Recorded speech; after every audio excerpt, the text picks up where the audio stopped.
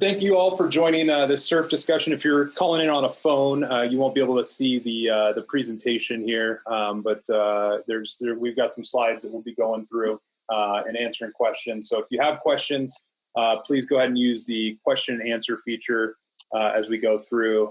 There's a question if this is going to be recorded. Yes, it will be recorded. I'm not sure if it'll ever see the light of day. It just depends on how bombed we get or not, I guess. I got a whiskey going. Dennis asked if the beer's flowing.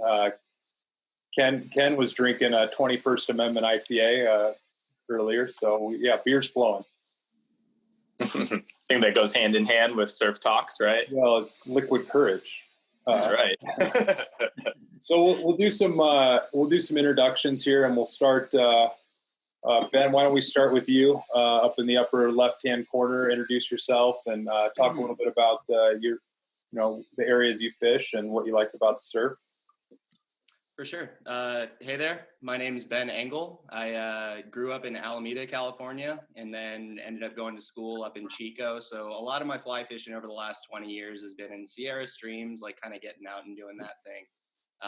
About 5 years ago, started working with George over at LCO. You all probably know me from there, but that's when I started kind of hitting the surf a little bit harder, trying to find the fishery in my own backyard. And I think that's the thing I love about it the most is you don't have to commit a full weekend into getting out there. It's right in our backyard, and not every day is successful out there, but the successful ones make it worth it. It's a ton of fun.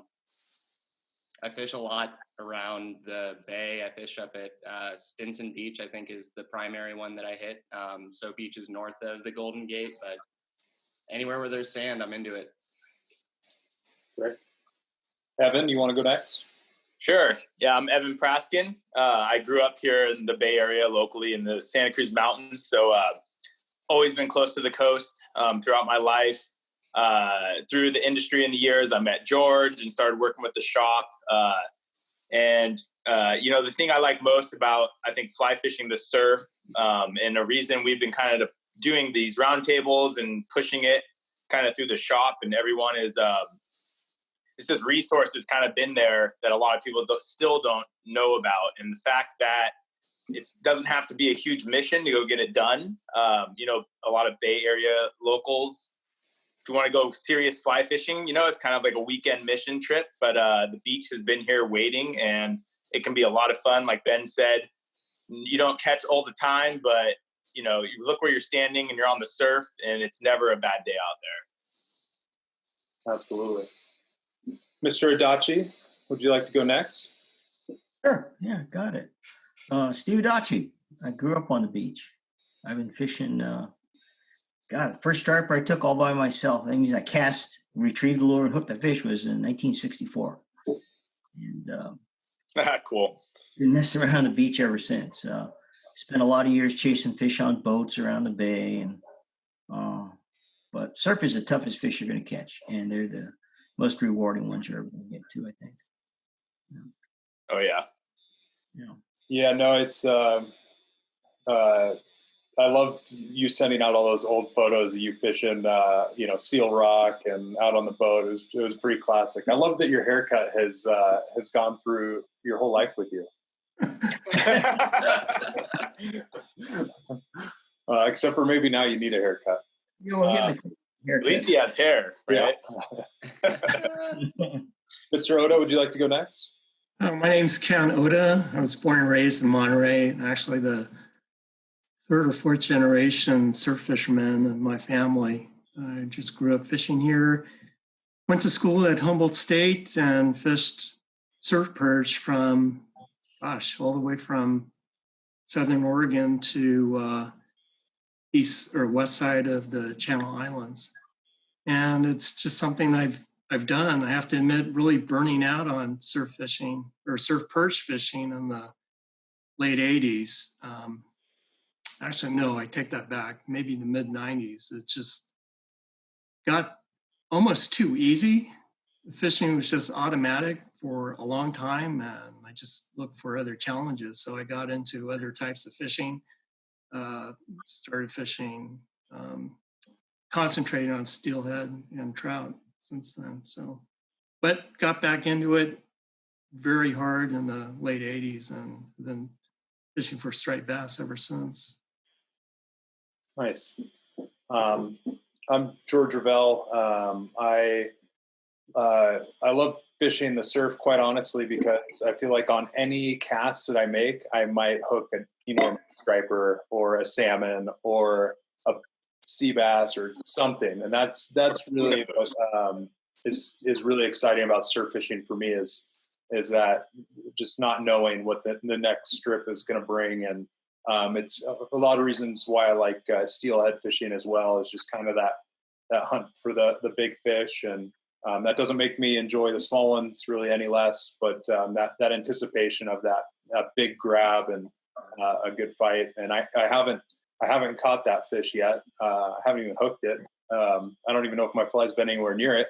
But that anticipation just follows me around, is in the back of my head all the time. And I first moved to the Bay Area to go to college in 2006. And my first experience was at Ocean Beach with a steelhead fly line sink tip, some board shorts, and a whole lot of arrogance. I walked out to Ocean Beach and fished and just got my ass absolutely handed to me. And I was like, surf fishing sucks.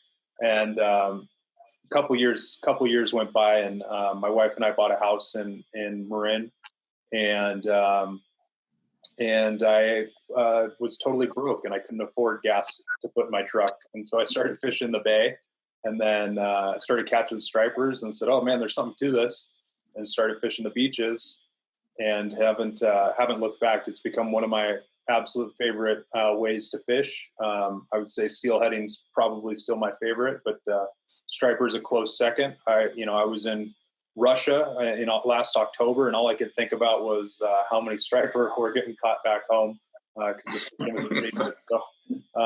it's a pretty fun thing to do.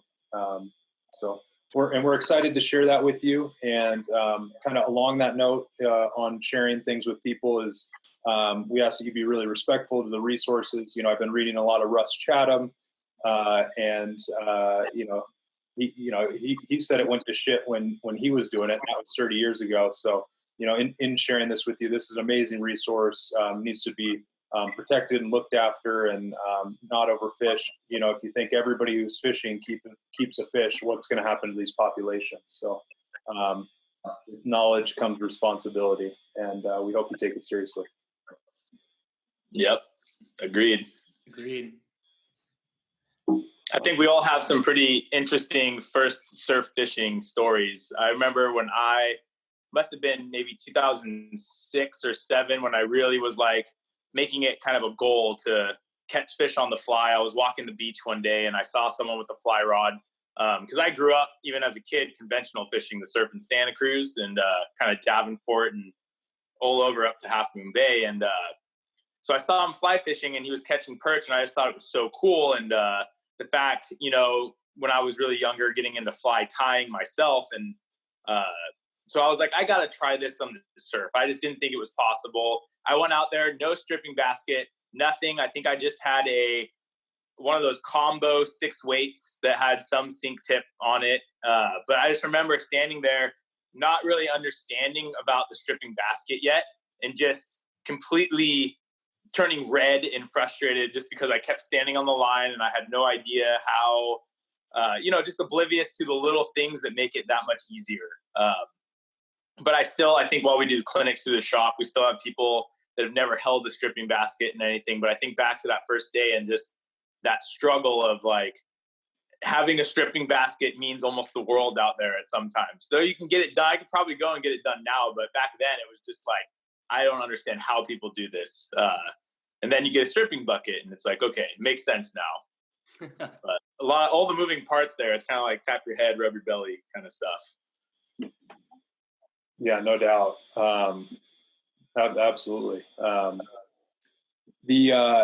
So this next slide, the birth of West Coast striped bass. So, striper are native to the East Coast. They were brought over in the late 1800s and stocked. I don't think that 132 populated the whole coast, but that was at least, I guess, the first initial shipment. the hoity-toity East Coast guys came over and they said, California is amazing, but it's missing one thing, and that's striped bass. And they called their buddies back east and said, hey, Jerry, send us some striped bass over here.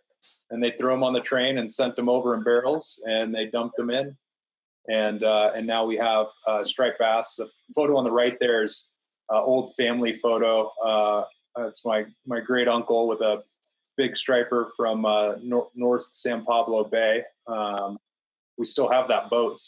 We used to still have that boat's now just recently left the yard in Sonoma.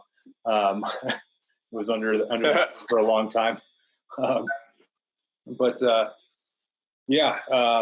Any comments on this, guys? Other than that's a really cool photo that you actually have that in the family too. I remember seeing that before. The striper blood is in you for a long time, it seems. It's just crazy. Go ahead. Yeah, I just think it's pretty impressive that if 132 is the actual figure, that's what we have now. From that, I mean, talking about a fish that can do some stuff. Yeah, and such impressive fish too in those old photos. These are just more old. I love looking through all the albums, and striper play a big role, but also ducks and pheasant and deer and all that stuff from the Bay Area. It was a much different place back then. But I guess my big question about these like old timey photos, I guess we'll call them, is were those fish like a really awesome thing that happened, or was that more of a regular occurrence for you? And Steve, you might be able to shed some light into a little bit of that in your past years of fishing. Depends how far you go back. My dad talked outside of Mission Rock there. They would anchor up the boats out in front of Mission Rock and bait fish with sardines. And it was a weight limit back then. That was the late 50s, I think. You could either take 100 pounds of stripers or 5, whichever came first. Jeez. Yeah. And I mean, I've seen these fish go from years where we had a lot of 20, 30-pound fish to years where the early years on the beach when I was a kid, Dad would catch a bunch of stripers, and the biggest thing you'd catch would be 14 pounds. And that was a big fish, maybe 15. This is in the early 60s.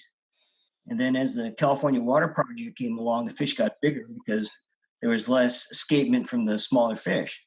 So the older fish kept getting older, and we kept catching those fish. So by the early 70s, there was a lot of 20, 25-pound fish caught, and those were very rare at the beginning of the 60s. So there's been a lot of change. There were and these fish are very old. The big fish are very old, and we're not seeing too many of those anymore. They are not surviving.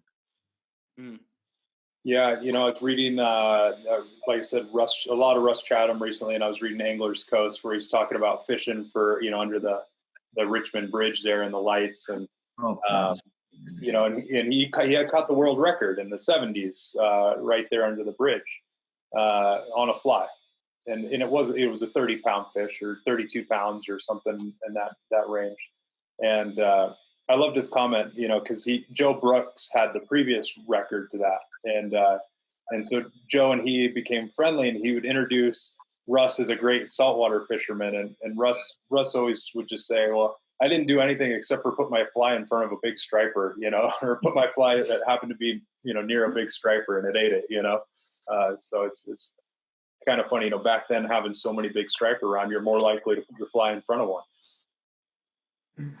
Yeah, and that even touches for like current day surf fishing, like you were saying. I think that's the excitement of the ocean. You just never know what that next cast will bring. Even as a kid growing up and rock fishing, I was so excited.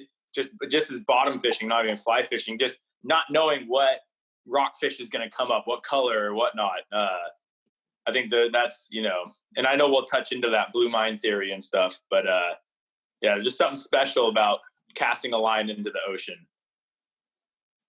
Ken, what gets you excited? What fish is going to start to raise your heart rate a little bit when you hook into it? Well, when you hook a big fish, at least it's been my experience fishing the surf, that you know it right away. They just start thrashing at the surface, a big boil, and the tail just going whack, whack, whack. And then That nice. after he realizes that it gets hooked, then it'll take off, and that's when the fun really starts. But it's that, yeah, those big fish just don't realize what's going on for just a few moments, and then after that, it's game on.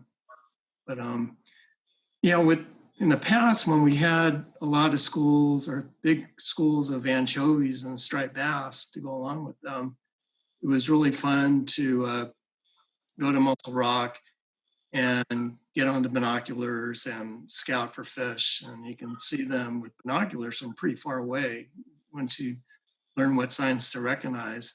And that was my thing, was spotting schools before they hit the beach. So you'd look for dark spots in the water, or blocks of, not the white seagulls, but the darker ones that were acting up, as well as lesser and greater terns that are stooping in the waves. They'll just go up and down without hitting the water. So maybe they're seeing fish, or the fish that they're chasing, the anchovies, are hitting the surface. So once you get that dialed in, and then it's a race to get there first. And if you're at Muscle Rock and get in a car and just jam, going really fast and driving, getting dressed, and then taking a look at the water to see where the fish are, and then running down the sand trails to get a cast in. And this was with conventional gear. I couldn't imagine doing that with a stripping basket and waders and carrying a long rod. But down here, it's starting to happen a little bit. We're starting to see in the past few years more anchovies, and it's a real game changer having anchovies around.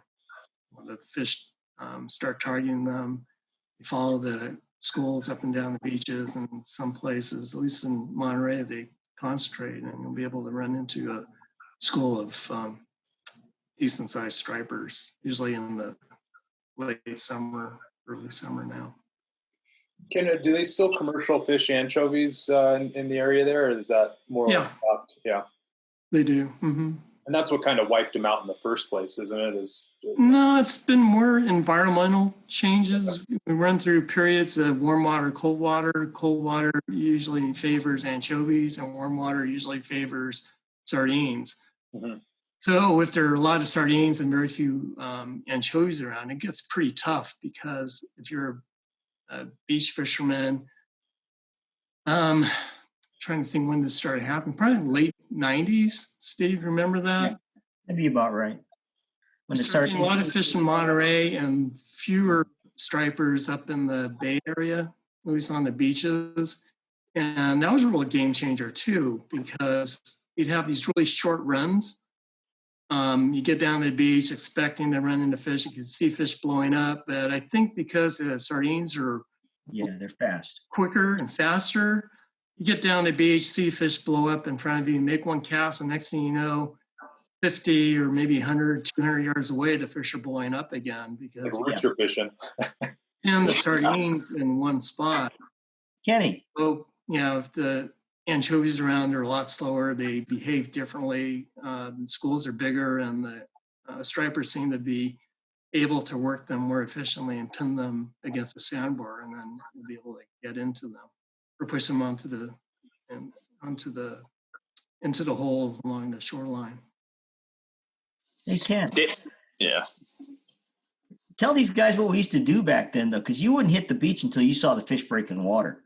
Yeah, there's blind casting is what we do primarily now, but in the past, you wouldn't want to commit yourself to one spot, not knowing what's going to happen later. So, we'd take this drive, at least for me, when I lived in, I'm in Monterey now, but in the past when I lived in Monterey, I'd drive up to Pacifica, start at Half Moon Bay, and start making the circuit, driving along the coast, stopping at places, getting out, checking for signs of bait or fishermen, and then maybe settling at Muscle Rock or Fort Funston, or maybe at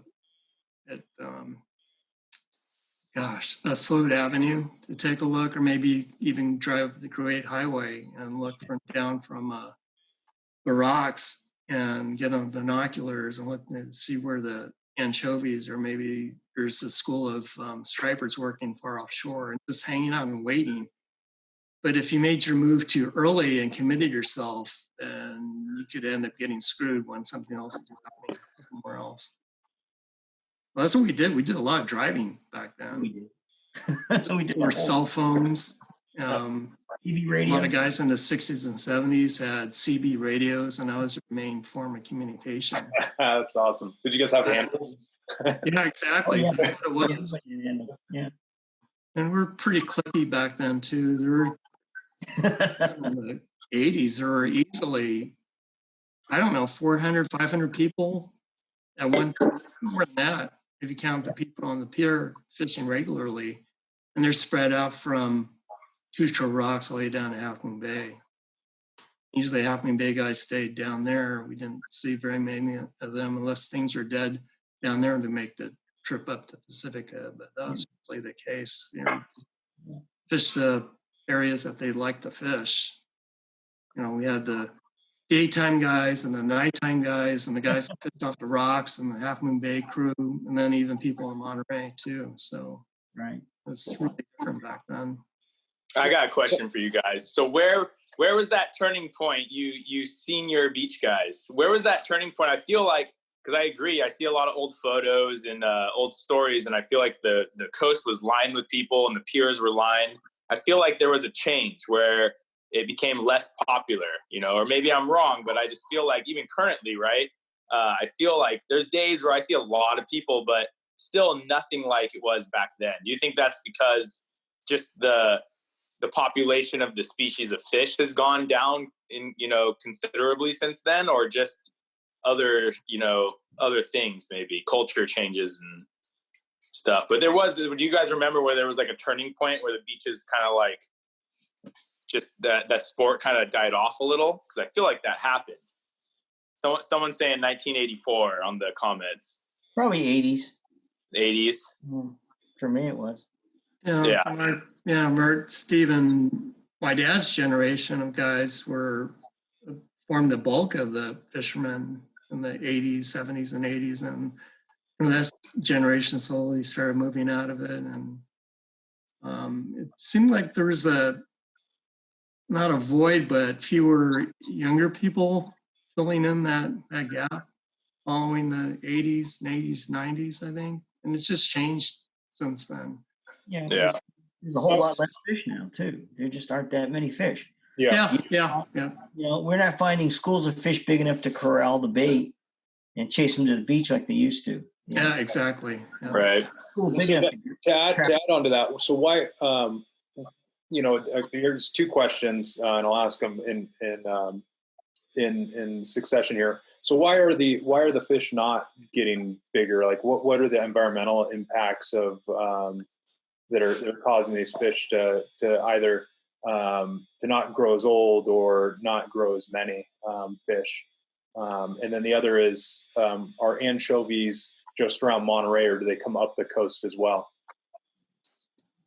Yeah, it's a complicated question, and there's a lot of things. There are a lot of moving parts. A lot of it has to do with probably less water coming down from the delta, too. That has a lot to do with what we see exiting San Francisco Bay and then along the open coast. The anchovy thing is cyclical, too. That's related to changes in water temperatures and oceanic regimes. We're talking about El Niños and La Niñas. When the water's too cold or too warm, it really does a job on basically the ocean food web that impacts anchovies. Probably a lot less consistent now too, right? Than back then. It might have had more consistent seasons. Yeah, that's fair to say. I think it's probably still cyclical. Maybe it was a longer cycle then, but look, there's spiny lobster all the way up in Monterey, so I think right. Anyway. I'm thinking that a lot of things, George, ever since I've been fishing stripers, the numbers of stripers have gone down. You'll get a surge and then it drops and surge and drops. But when they come back, they never come back as strong as they did before. It's like steelhead. It's worse than steelhead. I don't know about that. Yeah, what's worse than steelhead right now? But I mean, just like biomass of stripers we used to have, and we have now it's much smaller. yeah. Surviving the delta as well as they used to. The small fish don't survive. Yeah, a lot of the topics I hear on striper, comes down to delta management, and the water in the delta seems to be kind of where people point a lot of their fingers. And then I think also, not having a proper slot limit on the striper plays a big role. When they kill the big females, the big females, like their offspring potential goes up exponentially based on size, and so you kill a big 30, 40 pound female, you're potentially killing, I don't know how many they have, but 500,000 stripers. I don't know. So we don't have really any slot limits. We just have a minimum. You can't kill fish under, what is it, 18, 22? I don't even know. I don't kill fish. 18. 18. Mm-hmm. Yeah. So I imagine that plays a bit of a role as well. Well, and it's getting worse, right? I mean, we just went through all this, there are many things, right? Other than like the delta water diversion and the pipes. And then also this whole battle with the department over size limits and the amount of stripers, right? I feel like that's being kind of like discussed right now about, weren't they talking about increasing the limit or the take amount of stripers? Yes. Yeah. Yeah, I mean, and I think, I don't want to dwell on this too much. We'll go on to the next slide because some people are watching aren't striper anglers, so we'll talk about some other species here too. But what I see in the delta, at least from the environmental impact standpoint, is that striper anglers and the largemouth anglers are big advocates for water quality and water health in the delta, and the people who want to use that water are now taking the stance that they're, which they are invasive. And so conservation groups really don't have two legs to stand on in protecting largemouth and striper. But what it does is when you remove those, it removes a whole group of people advocating for water quality health in the delta. So they get rid of the stripers, they get rid of the striper fishermen, get rid of the largemouth, they get rid of the largemouth fishermen. That's less people who care about them using the water out of the delta, and less people to fight when they want more water. Is Yep. At least what I kind of notice. Let's jam on to a couple other slides. So I think we've talked a little bit about this, but if anybody has anything to add on just what surf fishing has brought to them in terms of living in Metro California. Yeah, just a lot of peace, right? The ocean. I mean, I hadn't fished Chrissy until a few years ago with you guys at the shop. And I just remember standing there and you're looking out at the bay and you see the Golden Gate and you're kind of just in that moment, in that zone with what's in front of you. And then you look behind you and it's the skyscrapers and the city and the needle and all that. It's just kind of cool to be standing in the middle of the big city. Well, I should say the edge of it. But while you're fishing and you're staring at the water, you're just kind of in your own little, peaceful world. I think it does a lot more for anyone, even beach visitors that aren't fishing. There's something I think definitely bred into our mindset about some of that connection with the ocean. I don't think I have ever had a bad day out there unless I walk really far on the beach and snap my line or break my rod and I see fish and I know I could probably catch a fish, and then it's a really long walk back to the truck with lots of curse words. Those might not be awesome days, but you got to have those days. I think one of the biggest benefits I've seen from fly fishing the surf, specifically, not so much in the bay, pardon me, is I just love how active it is when it comes down to it. Like you're never for your own safety, I mean, you're never really standing in one place. It's this constant kind of like rhythm with the ocean of moving forward, moving back, moving forward as the waves are coming in and back. And I know I've talked to you, George, a little bit about this, but there's that funny thing where like you're just kind of pounding a bucket and you take 2 steps and take 2 steps and you just keep working your way up the beach, and you look back and you just see this like archway of your footsteps all along the beach of where you've kind of been, and you can track the rhythm of the ocean with it. But you just end up covering a lot of water. You see some pretty cool places, and that's what I love about it. It's a really good excuse to get out of the house and not have to drive a ton. Plus, that's the only dance partner you can get with that mustache. Yeah, that's very true. Is Ben, you rocking a stash, Benny? Let me see that thing. It's barely there. It looks like I drank some chocolate milk, but that's good. Yeah. It's okay. Free flies for anybody who can prove that they can grow less of a mustache than me in 3 weeks. Stuart was saying it's a workout. It definitely is a workout fishing the surf, but like I said, you're so in that zone. It's like by the time you get back to the truck, you're beat, and you're like, "How did I get so beat up?" Well, I walked miles, you know. I like Ken's status. He goes and fishes the beach, and then I see him eating like some pub food with a bunch of beers. He knows how to surf fish. Yeah, that's how you do it.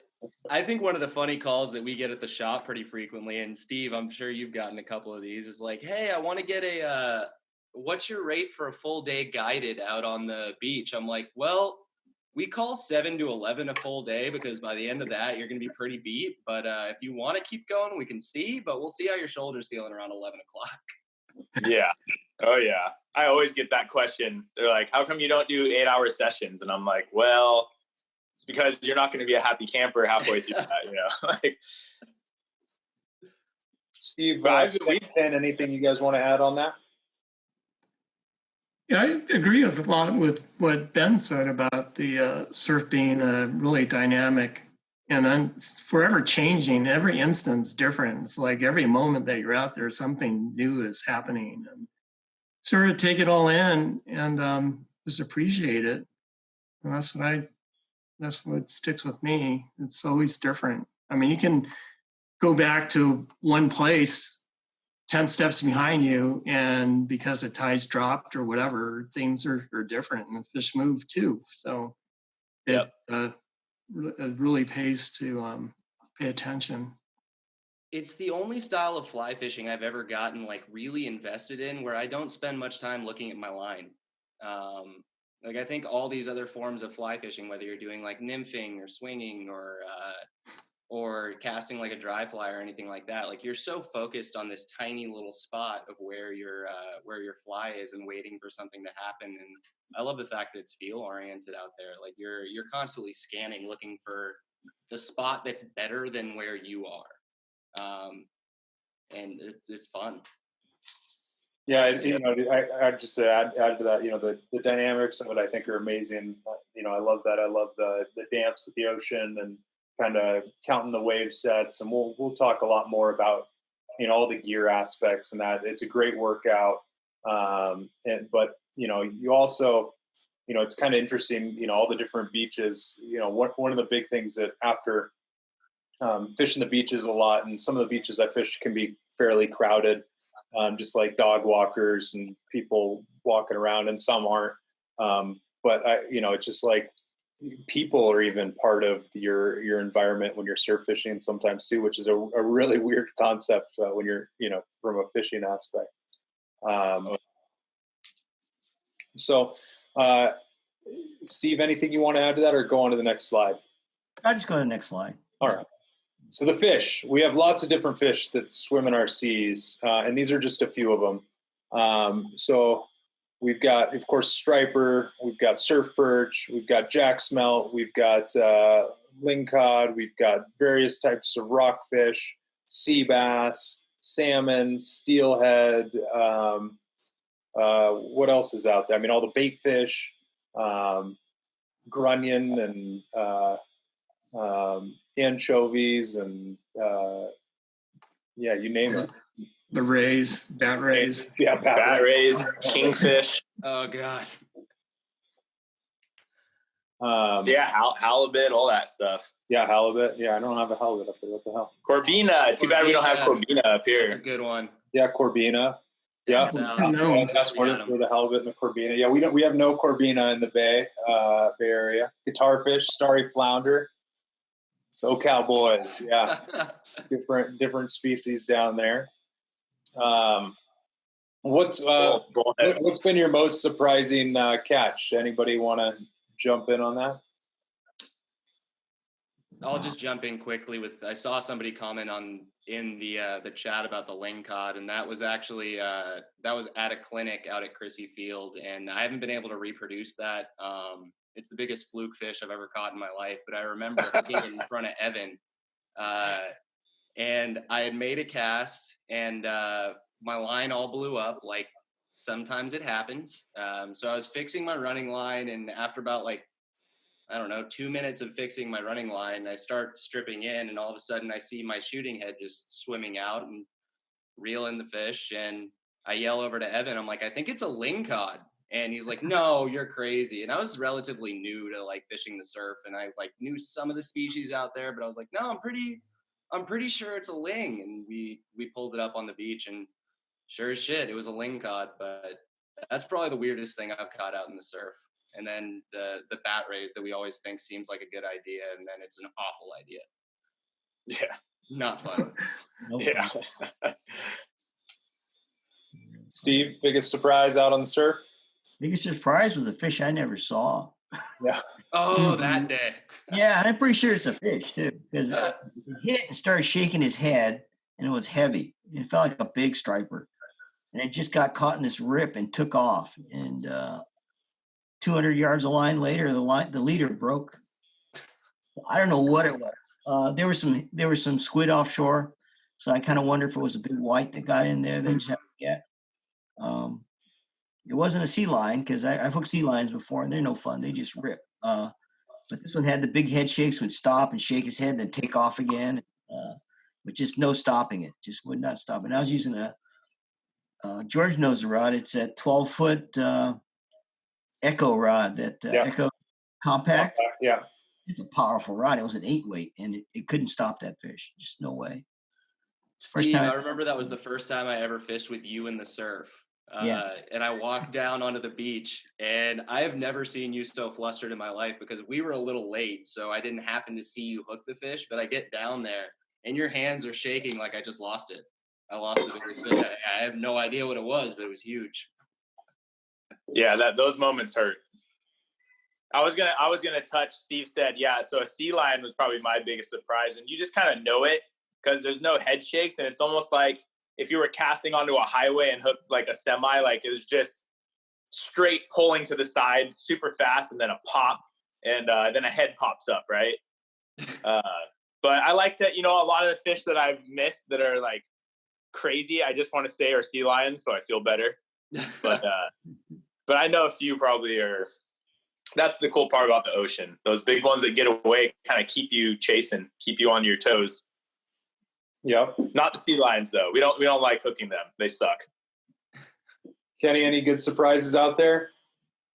Well, I was fishing Coyote Point one morning. Steve knows the area. It's a swimming beach, and forgot what I was using. Probably an intermediate line. It was just stripping, and I snagged something. And I thought, geez, what is this? It wasn't doing anything. It was just dead weight and started dragging. So I thought, well, maybe it's just a stick. So I get it close.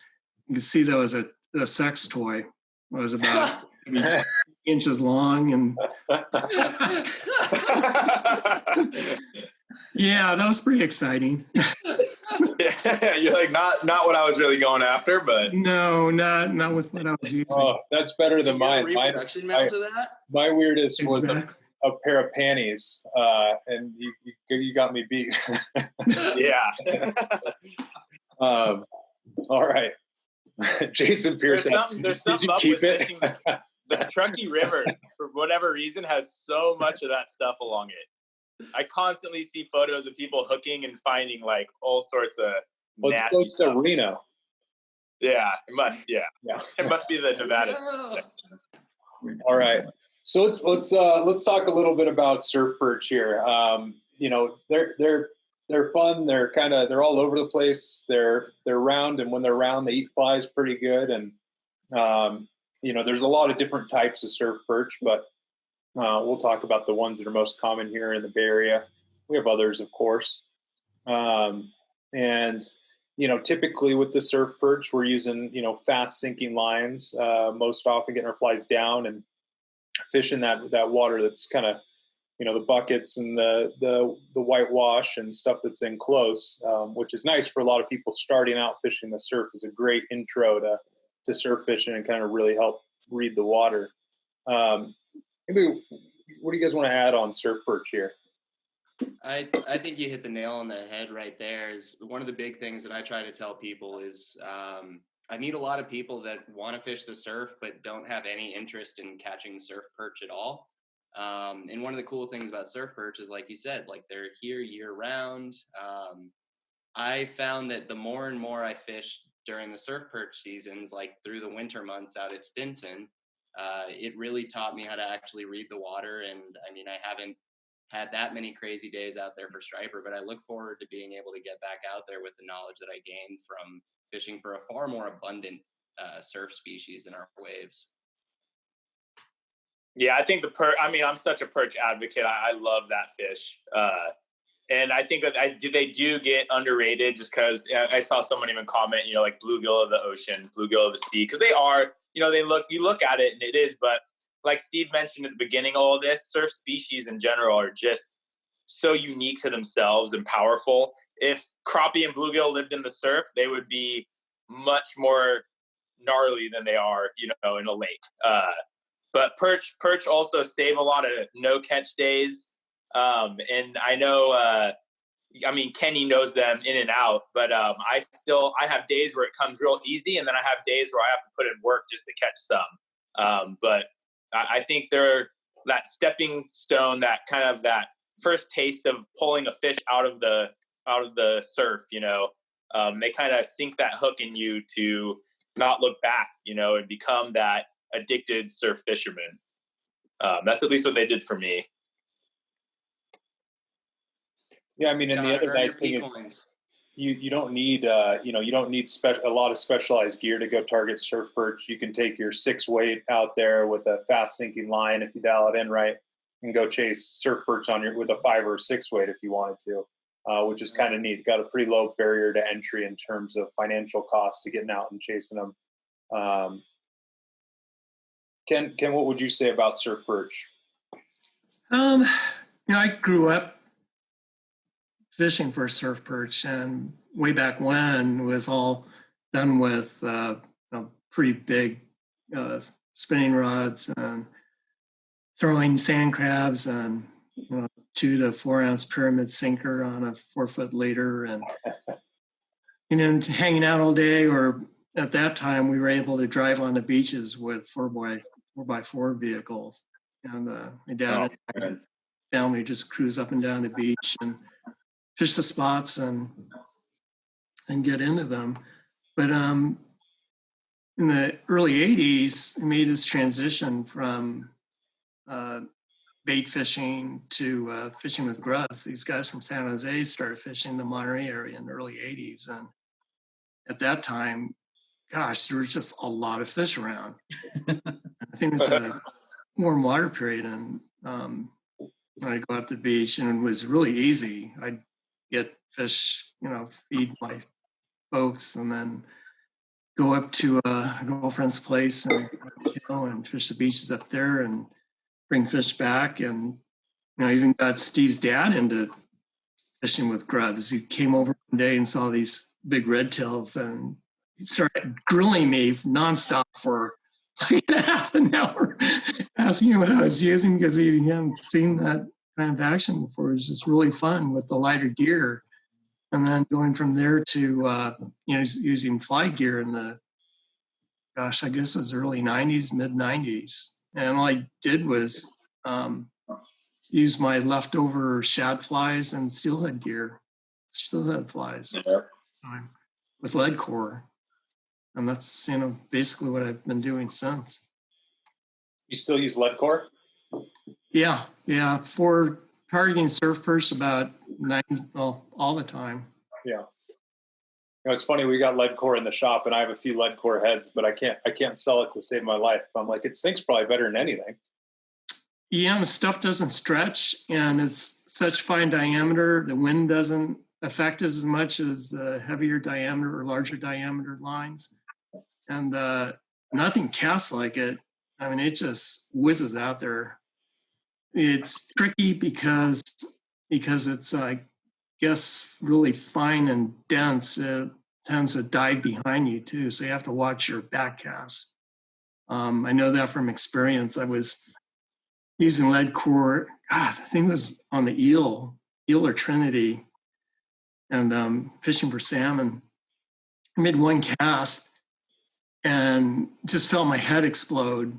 And I saw a flash of light. I thought, I'm having a stroke. And I had wrapped around my head, the wind changed, knocked my glasses off, and that was a flash of light that I saw. And so I have respect for lead core, but once you get past casting it, nothing else performs as well. I think for the surf anyway. For getting down, you may not want to get down and dredge the sand too often, but for me, it's what I use a lot. Right on.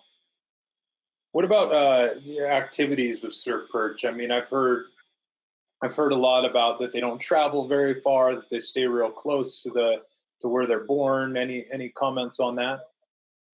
Well, there have been several tagging studies done, and some perch can move a lot. I mean, very far. I think there was a tagging study done in, I guess Oregon Department of Fish and Wildlife did one for several years, and they found fish moving, I think, close to 90 miles, 60 miles south. So Wow. somewhere with their Brookings, and then somewhere south, and then caught off of California. But I think generally most of them don't move all that much. In Southern California, I think they've moved maybe 20 miles, but the majority of them stuck around where they were tagged. So I think it really depends on what's going on in terms of water movement. If we have El Nino, we get water moving from the south to the north, and you may move a lot further. And during La Ninas, we get water transport the other direction. So you get, fish and water moving north to south. We get spiny lobster as far as San Francisco now. So it's not conceivable or not out of the realm of thinking that fish can move quite a way. Bonefish are next. Yeah. No, Corbina, then bones. We want Corbina. There's been a lot. A couple years ago, I was fishing my buddy Richard just off of Del Monte Beach, and I saw the school of fish that were not mullet, and they weren't perch, and they're cruising on the bottom, and there's like maybe 5 to 10 of them. And that was my first thought, is that they were Corbina. We threw whatever we had at them, and they would not respond, and they would just take off. But they could be up here too. Who knows? I know they're as far north as San Luis Obispo County. I don't know if they hit Pismo, but south of there, maybe Guadalupe, some people have caught Corbina that far north. That was 2 years ago, maybe even last year. That's cool. Now, my understanding, so I guess my fact that I read was about the travel of barred perch, and then so that was kind of like a fact that stuck with me. Now, when you're saying, my favorite thing about the ocean too and the fish is there's no rules, right? Like they can really do what they want. But do you think the perch moving more, or maybe different species? Like, is it kind of based on the species? Obviously, I think all of them can move, but are some, like, are red tails more likely to travel farther than bards? Yeah, I think so. I mean, I caught my first red tail ever in Monterey Bay last year, the year before. And it wasn't a little fish either. It was a good 1.5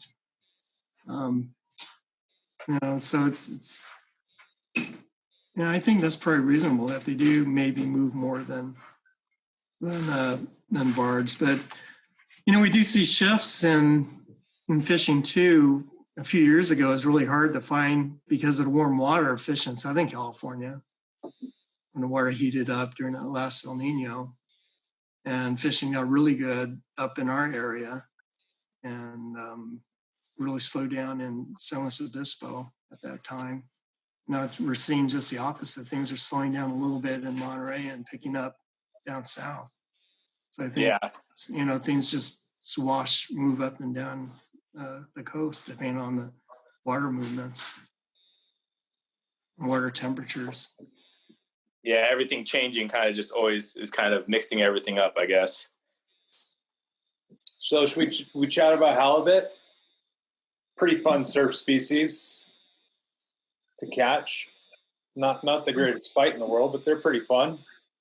George, the first halibut I ever heard about, the first halibut ever caught in Half Moon Bay was by Myron Gregory, as far as I know. And that fish was caught in about 1960, somewhere around there. And that was about the time he started messing around with the lead core lines. I think he's the one who invented lead core shooting heads, actually. Myron was the first guy I know that took a halibut. And that was before they built the breakwater over in Half Moon Bay. Mm. Yeah. Mentioned Half Moon Bay. I remember Charlie and I were throwing pencil poppers in that corner along the jetty because there's bait crammed up against there. And Charlie throws out his popper and it sits on the surface and he thinks it's snagged on seaweed and it's just sitting there. And next thing you know, a halibut came up and ate it. It was a good 5 or 6 pound fish. And, they do come up on top of it, kill whatever they Yeah, I mean, I was surprised the last couple of years how many halibut we pulled off of, the beaches in the Bay Area. A lot of times we were catching more halibut than we were stripers.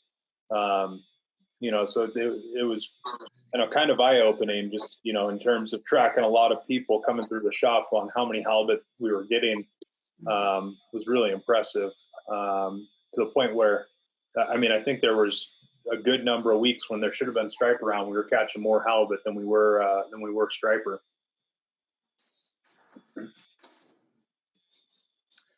Yeah, I think specifically with Chrissy as a fishery too, I think the halibut just hold a lot closer into the beach. I mean, obviously they're going to be sunning themselves and trying to ambush bait and doing all that. And with the amount of people that we had out there that were kind of just learning the surf, they were just combing the bottom out there and they were just hooking into tons of them. It was pretty wild because I think I joke around a lot that I don't catch very many halibut because I just don't let my flies sink long enough out there. Yeah, I think the only couple of halibut I've ever caught out there have been when I've had a knot in my running line or something and I've tried to take it out and then all of a sudden oh, there's a towel. But yeah, I think it's funny. I have not landed a halibut out of the surf yet, but taking clients to Chrissy or at the clinics on Chrissy, I think it's funny how many even first time fly fishing, first time surf fishing people, anglers will just be out there and they'll be kind of checking out the gear or, first time using a stripping basket. And so their fly's sinking and laying on the bottom. And then they don't move it for a minute, maybe because they're, putting all their line back in the basket. And then all of a sudden they yell up, they go, "Hey, what's happening?" And they're bent into a halibut, I think it's pretty cool. It's cool for sure, but it's interesting. And I think I agree. I mean, I was really impressed in the last year or two, how many, what was it, last season, maybe last summer, I felt like people were catching halibut just from all the way through summer into fall. So I was always seeing stories. We used to target them out up in the North Bay. There's this big flat and they would move in there. And we'd get them up there and it would be February, March, and they'd be hanging out in the when I'm looking for halibut, I kind of like that, not steep slope, but kind of flatter beach where, there's a big sand flat or grass flat or something. I tend to find a lot more halibut around in that type of water than I do off steep stuff. Any comments on that? Well, I was wondering also, because we always talk about how like a black fly for halibut seems to work better than anything else. Like, is that due to there's less light down low, so you get more of a contrast from that dark fly? And are they just holding on those edges? Like, kind of along the same lines as George's question, if you guys have anything. Well, you notice a lot of the flies we're selling these days are dark. They're hitting a lot of halibut on very dark patterns. And before I started working around the shop there, I didn't sell a lot of black flies. All of a sudden, I can't keep up with you guys anymore. You changed your fly tying regimen. Change the colors. All right. The Joker. Ken, anything you want to add on the butts? I just catch them sporadically down here, and we've had, for whatever reason, not as many halibut in tight like you guys have in the bay. We get a few, but not a lot from the beaches. I feel like there's a couple hot weeks in Monterey where I'll see like numerous reports of people catching halibut, right? Usually around like late spring, I think. Oh, right? Yeah, maybe not from the beach so much, but in kayaks just offshore. Yeah. I'll take that back. Yeah, that's right. Yeah, 2 years ago, we did get. There was like a week or two where I just kept seeing guys, a lot of conventional guys down on like Marina, but there was like a hot week where it was like every other guy was pulling halibut. Mm-hmm. Yeah, it was crazy.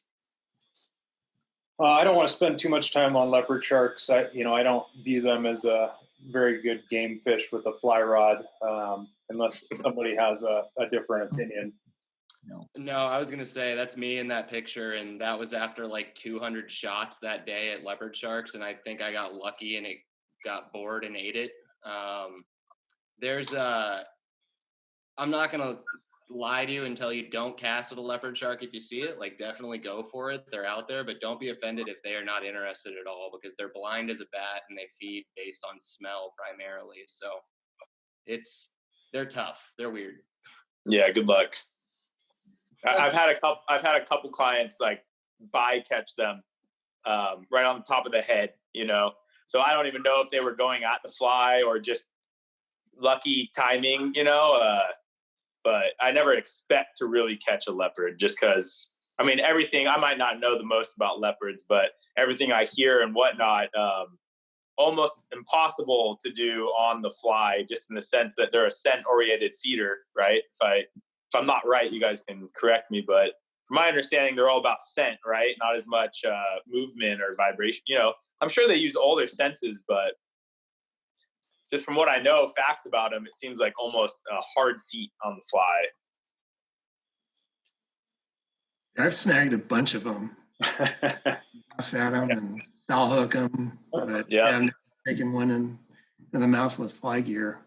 We've got one client who's got it pretty well figured out. He ties those Alflexo crabs, and then he fills the center of them with smelly jelly. So I thought that was pretty funny.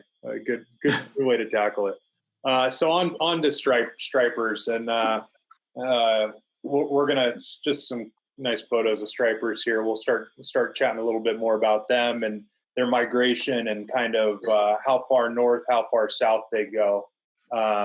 So right now in terms of migration, at least as the San Francisco Bay Delta and San Francisco beaches are concerned, we have a lot of fish moving out from their spawning mode and moving out into the Bay area. I would say probably the largest mass of fish striper right now are in the Delta and in the San Francisco Bay, with them starting to filter out to the beaches right now, and that's kind of where we are in terms of timing.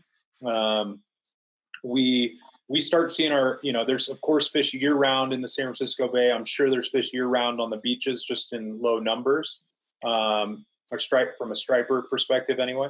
And we typically start to see our first push of fish starting to show up into the Bay in March. April is generally pretty darn good. May is pretty good. And then, June and July, there still can be tons of fish around in the bay, but, we start to look towards the beaches and that clean sand because it's, I don't know, it's a little nicer to fish out there. But you can still kind of get them in the beaches in that zone. You guys want to comment on your neck of the woods and kind of how you see it?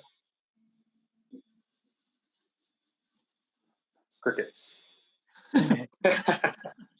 Well, I guess I'll talk about the Monterey area.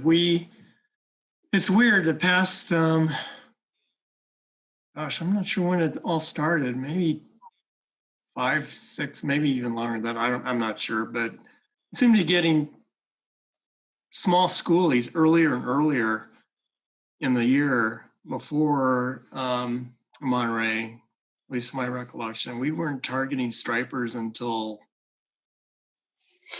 some years not until September. So those are probably San Francisco bay fish. But for whatever reason, in the past few years, we've seen fish in March, small schoolies.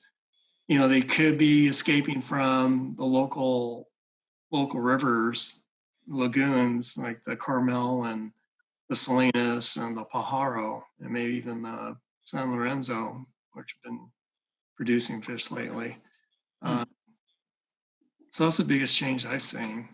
But generally, the pattern runs similar to what you guys are seeing up north. We started looking for schoolies or fish on the beaches up there in April, seriously, May, and Pacific, probably June was usually their starting date.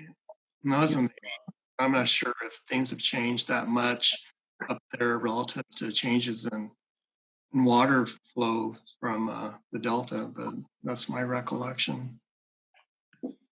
Yeah, I feel like a few years ago in Monterey, but like maybe 3 or 4 years ago, like it was February and we were catching tons of schoolies. And then, then I would always like try to anticipate the next season when it starts. And then the next season or, maybe 2 after that, it was like May almost until we started really seeing like a number down here. So it's just hard to kind of anticipate when that like main, and again, is it washouts or is it that main migration, from the bay?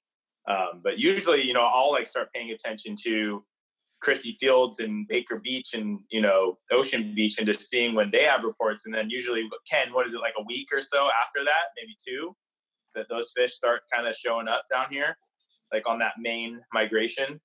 Yeah, pretty much. Because they travel pretty fast. They swim as fast as the water will move them. So if you have a 4-knot current or a 3-knot current that goes on for hours, and you'll see fish moving miles. Yeah. We can travel a long ways. Yeah. Yeah. So the range of striper, I mean, not as much anymore, but I know they get them up in all the way up into Oregon and the Umpqua River. They're not necessarily on the beaches everywhere in between because they need certain things to sustain themselves. But I know they're as far north as the Umpqua River in Oregon. And, like I said, they're not everywhere in between, but, I know at least in the Bay Area, we're fishing them up to kind of Bodega and up in that neck of the woods. That's kind of as far north as I've fished them.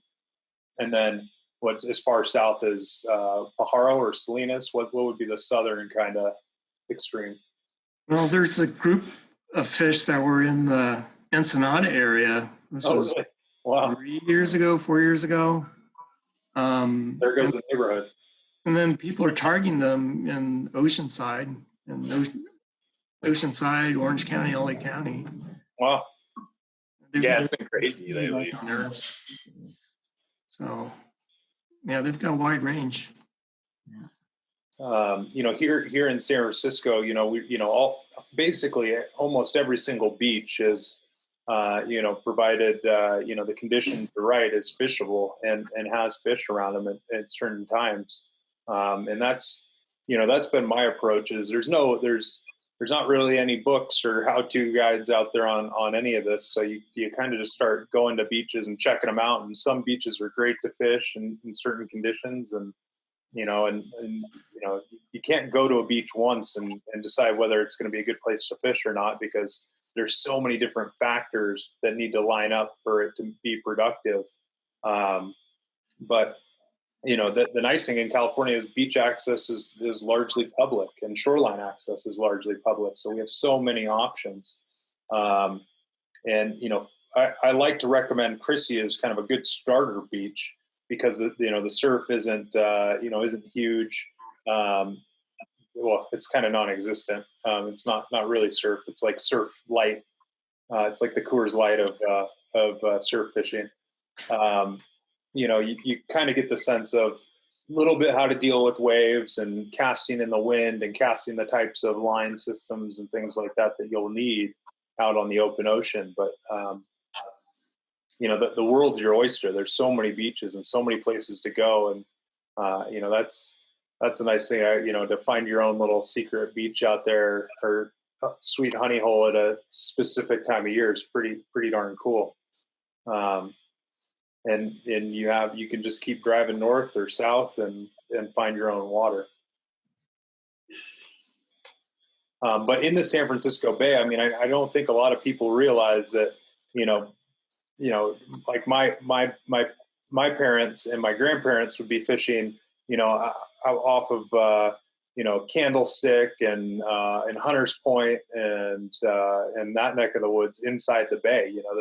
There's tons of fishing to be had inside the bay. We got a few questions about, flats, and do striper come in shallow? I say I catch most of my fish in shallow water. And maybe that's because we're using fly gear, but you guys have any comments on that? Well, I think the fish come in the shallows to feed. Yeah. We get the incoming tides, the fish will be moving through there, and that's when we get them. I mean, fish are in deeper water. A lot of times they're resting or traveling. When they're up in the shallows, they're there to eat. So I think that's really important. Fishing in shallow water. I fished with Bobby Barrick before he left town, and Bobby targets stripers in the Delta in 18 inches of water, and his fish are 10 to 20 pounds. Very large fish get into very shallow water, and they feed really well there. So I think that's one of the, especially at night. They move really tight. Mm-hmm. And, I've been experimenting a lot, fishing a lot more with eye lines the past year, and been doing a lot better, I think, than dredging with my leg or targeting stripers anyway. Perch is a different story, but it's a lot fun. Are you talking to him? This eye line.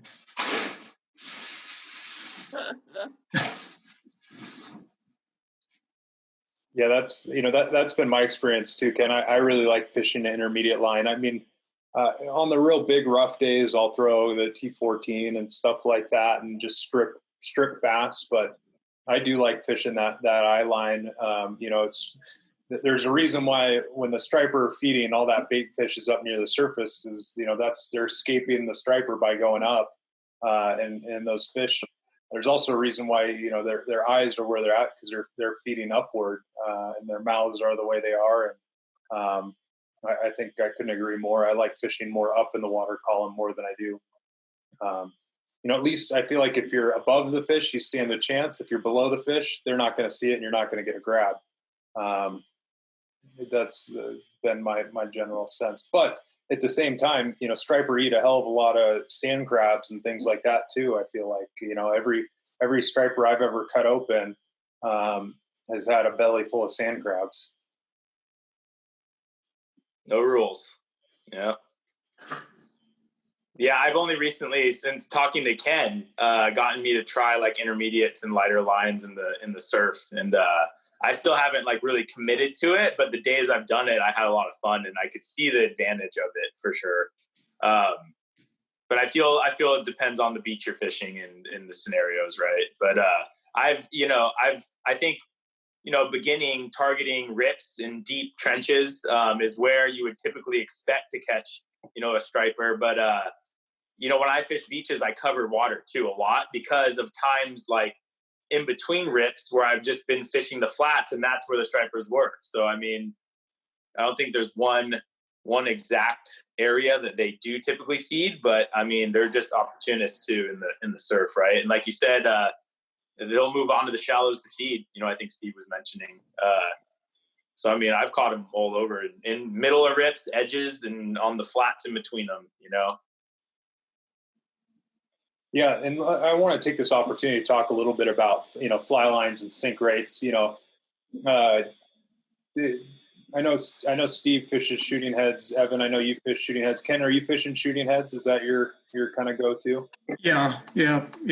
Shooting heads are an intermediate integrated line, and sometimes a floating line too. Yeah.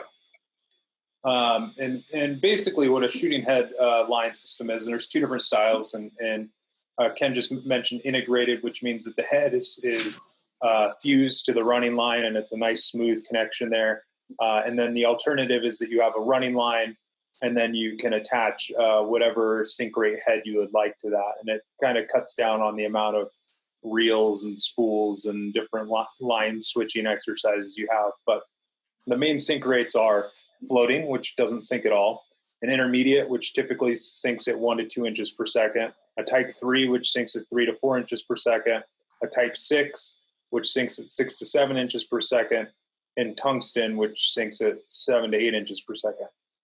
Now, all these sink rates are factored in without moving water. So, your type 3 is probably not sinking at 3 to 4 inches per second when you have a lot of different currents and things like that moving around. So you kind of have to keep that in mind. In terms of talking about fishing, I'm using a floating or intermediate typically in the bay. I'll use a floating or intermediate, mostly intermediate, and type 3s, type 6s, and things like that out in the open ocean. Crissy Field, we find a type 3 is a really nice balance line there. But you guys want to kind of comment on any of these different sink rates and when you might use them and what you like? Yeah, some of the questions that I get pretty frequently in the shop or on the phone are like, I'm looking to get 2 heads or 3 heads for versatility out in the surf as well as in the bay. And just to kind of put it simply, like if you're looking to get 2 shooting head system that you can fish the bay and fish the coast, if you get an intermediate and a tungsten line, you're pretty much set for either of those applications. And then there's that tweener line, which is what I call it, which is that sink 3. Which kind of fills that gap for sometimes necessary, but like George, I think an intermediate can get the job done pretty consistently in the interior of the bay. So yeah.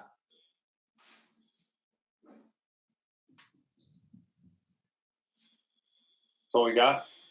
Nobody else? We got to feed everybody. People are getting hangry. Well, I like the tungsten. I'm kind of stuck on that tungsten heads now. I mean, I think they just cast nice too. Last year I started incorporating like the lead cores because Kenny and Richard and a lot of the guys use it. Just get great cast with it too. Obviously casting intermediate line into the surf, into the like a headwind or a slight wind is going to be a little harder, or I should say a lot harder than throwing lead core or tungsten head at it. And if you have to reach the fish on a certain condition on a certain day, maybe intermediate would play a better role, let's say, because it's not as deep of a trench or for whatever reasons, but I got invaded here by the kids. But I think that, if you can't reach the fish, it doesn't matter what head you're using. But, those days where I know those fish are set back, sorry about that, guys. If I can at least reach the fish and put a fly in front of them, I feel like my chances are better. That's great. I got invaded with kids and stuffed unicorns today. So on windy days, I live on lead core and make adjustments with the density of the fly. So it means that if it's a big day, a lot of wind, and I need to get down, then I'll maybe use a fly that's dense, meaning it has heavier barbels. If I to get down, then I'll use a a fly with a bead chain, or maybe a fly without eyes, or maybe a fly with piece of foam on the back to get it floating, hook up, or point down. Yeah, so I use a lot of lead core and use intermediate lines lately when the water's not too roily, but God, today it was pretty stirred up, and I was able to get fish on. Yeah, I saw that. 4 to 6 feet. That's been the case for whatever reason this past few years. So anyway. Yeah, there's there's a lot of different choices on running lines and things like that. It's all, a lot of it's personal preference. I tend to like the mono style running lines because I'm cheap and I can hack them back and make them live a little longer. But we won't spend too much time on talking about. This is a question. We've had a few of these questions, and we can kind of go around the horn and everybody can give their 2 cents on single-handed versus two-handed rods. I'll give my 2 cents, and I don't think there's any right or wrong answers here. I fish both. I feel like I have more control with a single-hander when it comes to feeling the fly and retrieving the fly and stripping. And I feel like I have an added level of control with the single-hander just because I've spent most of my life with a single-handed, casting a single-handed rod. But I do really like the efficiency of the two-handers in terms of, being able to cast out there for a lot longer, not getting as tired and as fatigued.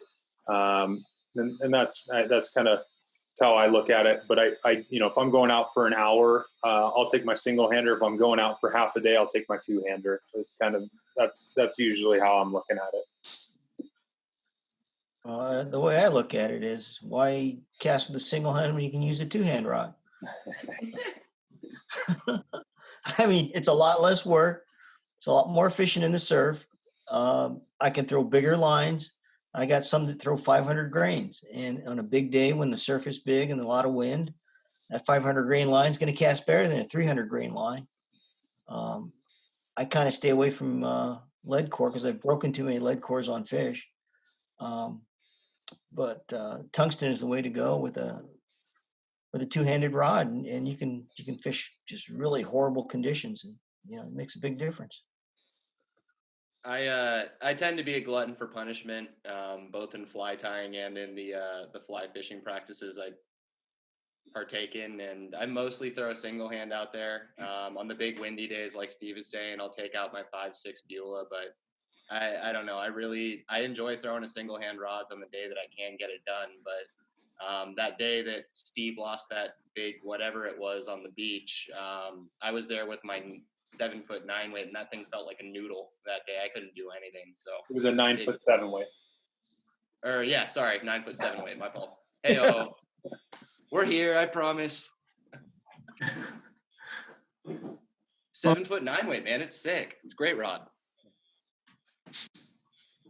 Ken, what do you fish? I fish, depends on what I'm doing. So if I'm blind casting a lot, I'm going to use a two-handed rod. If I'm sight fishing schools or individual fish, then I like to have a single-handed rod. And I use a single-handed rod primarily in, baby water, like you guys fish at Crissy Field today. Just because I think I have more control and be able to place the fly where I need to put it. But on the open coast, I really like the two-handed rod for throwing these big lead core heads or type 6 heads that I'm using.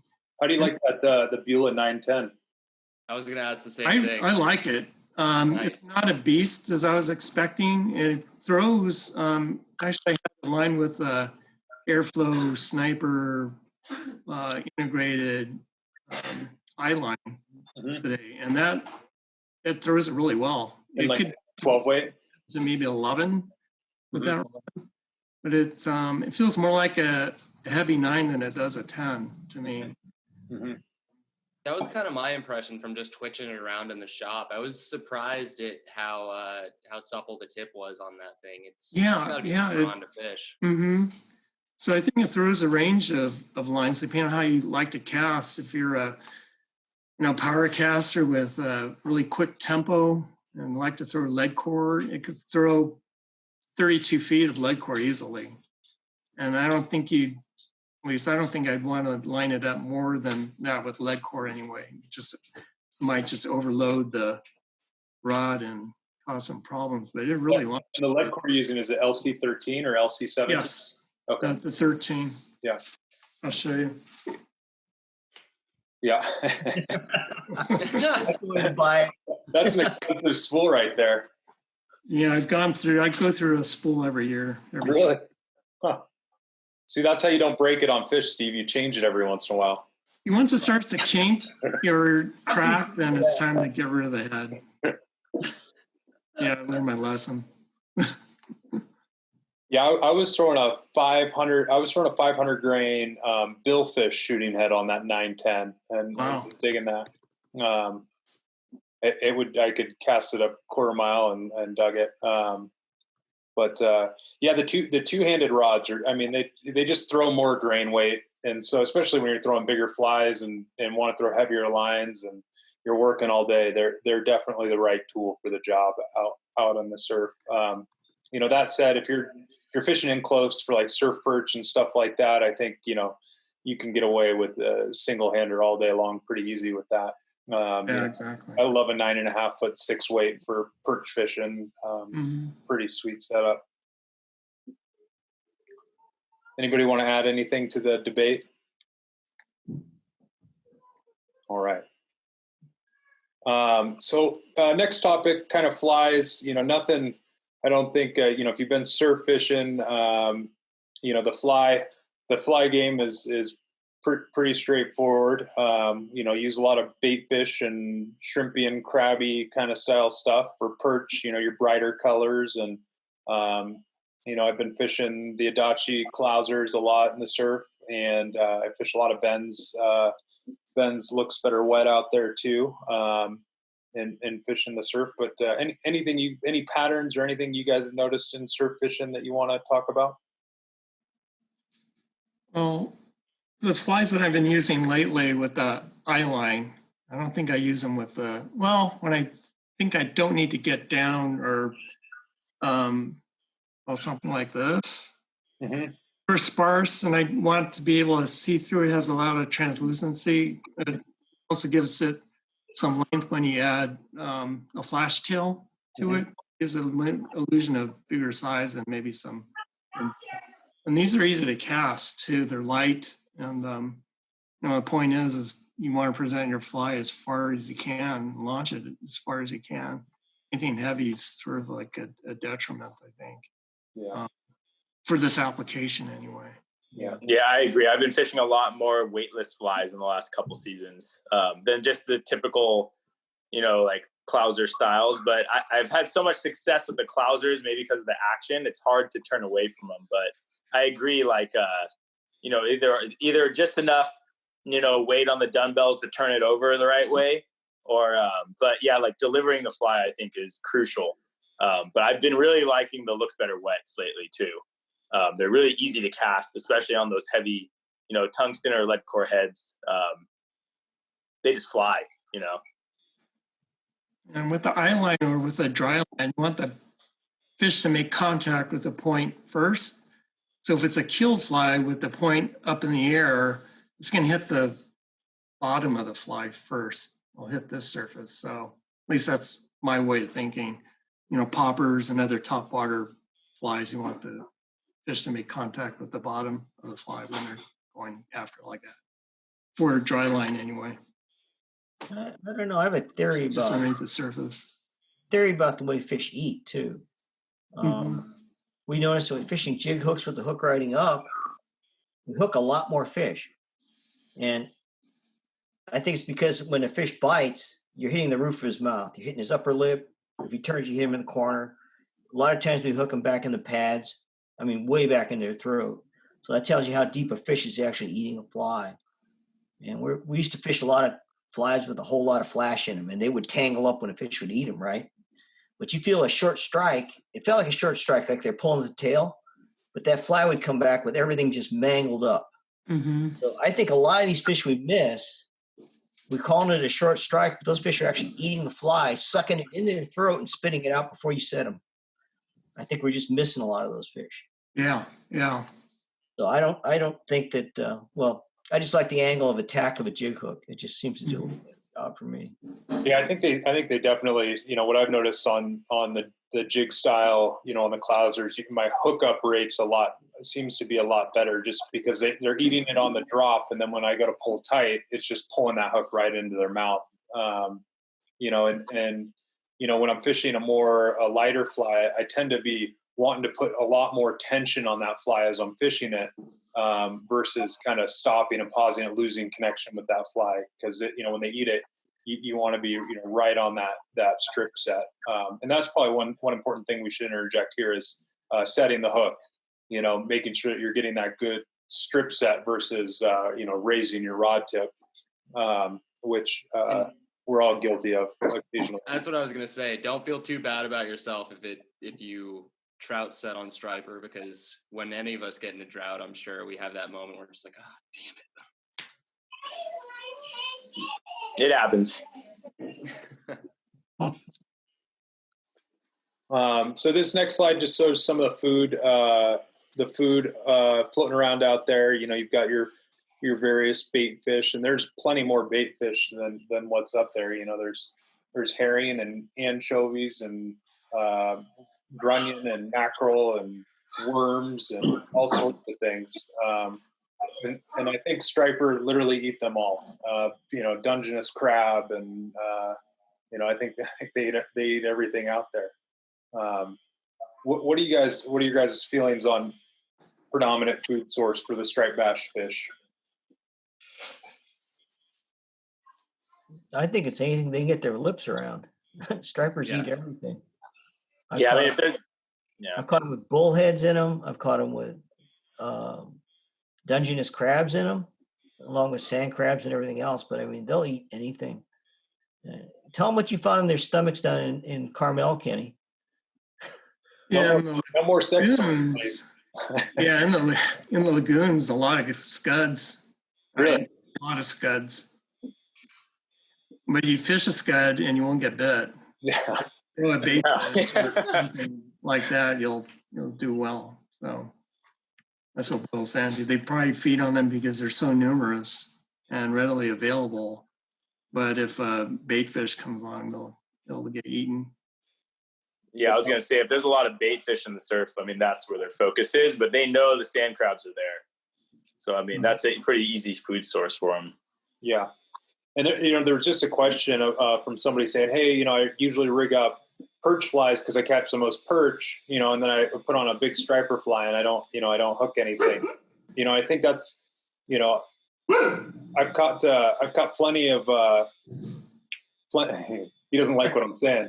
Quiet, Daisy. Striper on my perch flies, and so that's, a lot of times, if I'm just targeting, if I'm trying to catch a big striper, I'm going to tie on one fly because I've lost them with the dropper loop in there, causing issues. But, you can catch perch on your striper fly. You can catch striper on your perch flies. There's a lot of times it doesn't seem like any rhyme or reason. They're just out there feeding. And if you get any one of those flies in front of them, they're going to eat it. David in the chat just asked a question that I've honestly been intrigued a little bit about and haven't done that much of, but do y'all throw poppers or like crease flies or anything like that out in the northern surf that much, or do you mostly focus on subsurface stuff? I carry poppers with me all the time, and as well as an extra spool or extra reel sometimes with a dry line on it or an eye line, and throw a gurgler. Okay, cool. Yeah, I don't fish a lot of top water, but there's times I know it would probably be more productive. A lot of the conventional guys down here are throwing poppers and pencil poppers and surface stuff. So, I mean, there's no reason it wouldn't work. Well, and I think that was always actually one of my deterrents, was the fact that like we're never going to be able to create a fly that causes as much commotion as one of those giant pencil poppers in the surf. So I never knew if like a gurgler or like a crease fly was making that much commotion in waves to actually gather attention. You got to figure the water you're fishing too. If you're fishing really rough water, you need something with a lot of commotion to get their attention. Right. So fishing smooth water, I mean, that kills. I mean, Cool. This is kind of a good and I think an important topic is the strip. And Steve, you sent me this video, and if anybody in the chat wants to guess who it is, they can. But this is one of the best Delta guides stripping a clouser. Costello, yeah, you got it. You know, having some aggressiveness in your strip, and a lot of times when you're fishing the surf, I feel like, you know, your strip is as much line management as it is stripping for the fish, because you have so much different current. You know, it's not as cut and dry as it is out in the Delta. You know, you might be taking some steps back up on the beach to pull your line tight, but also stripping to keep that fly tight, and almost letting the currents work your fly a little bit too. You guys have comments on stripping and how you might adjust that in surf conditions?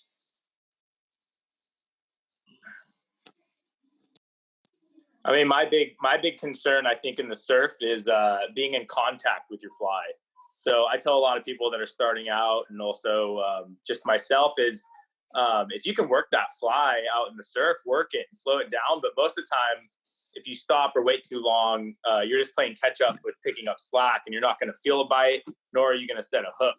But I definitely think aggressiveness for the stripers, because line siders, right? They use all their senses to find their food and create that disturbance like old bass species, right? You know, they hear something and just a commotion, and they go, "What's that?" Right? It's not a lot of times that they see a thrashing fish or something and they run away, right? So I mean, a hard aggressive strip, along with staying in contact, maintaining contact with your fly. On certain days, there's nothing you can do. It's like you do a cast, and if you hiccup, the fly's behind you again. So, I mean, it's constantly changing, but aggressive all the way, especially, you know, on Chrissy or freshwater. You know, as someone's commenting, 2-hand retrieves, have it in your arsenal, because I've had to use it before. And that was the only way I got bit.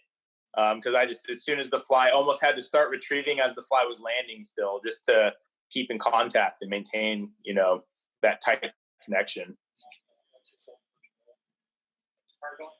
There's another presentation I know Mark Wan uses a lot, and that's swinging.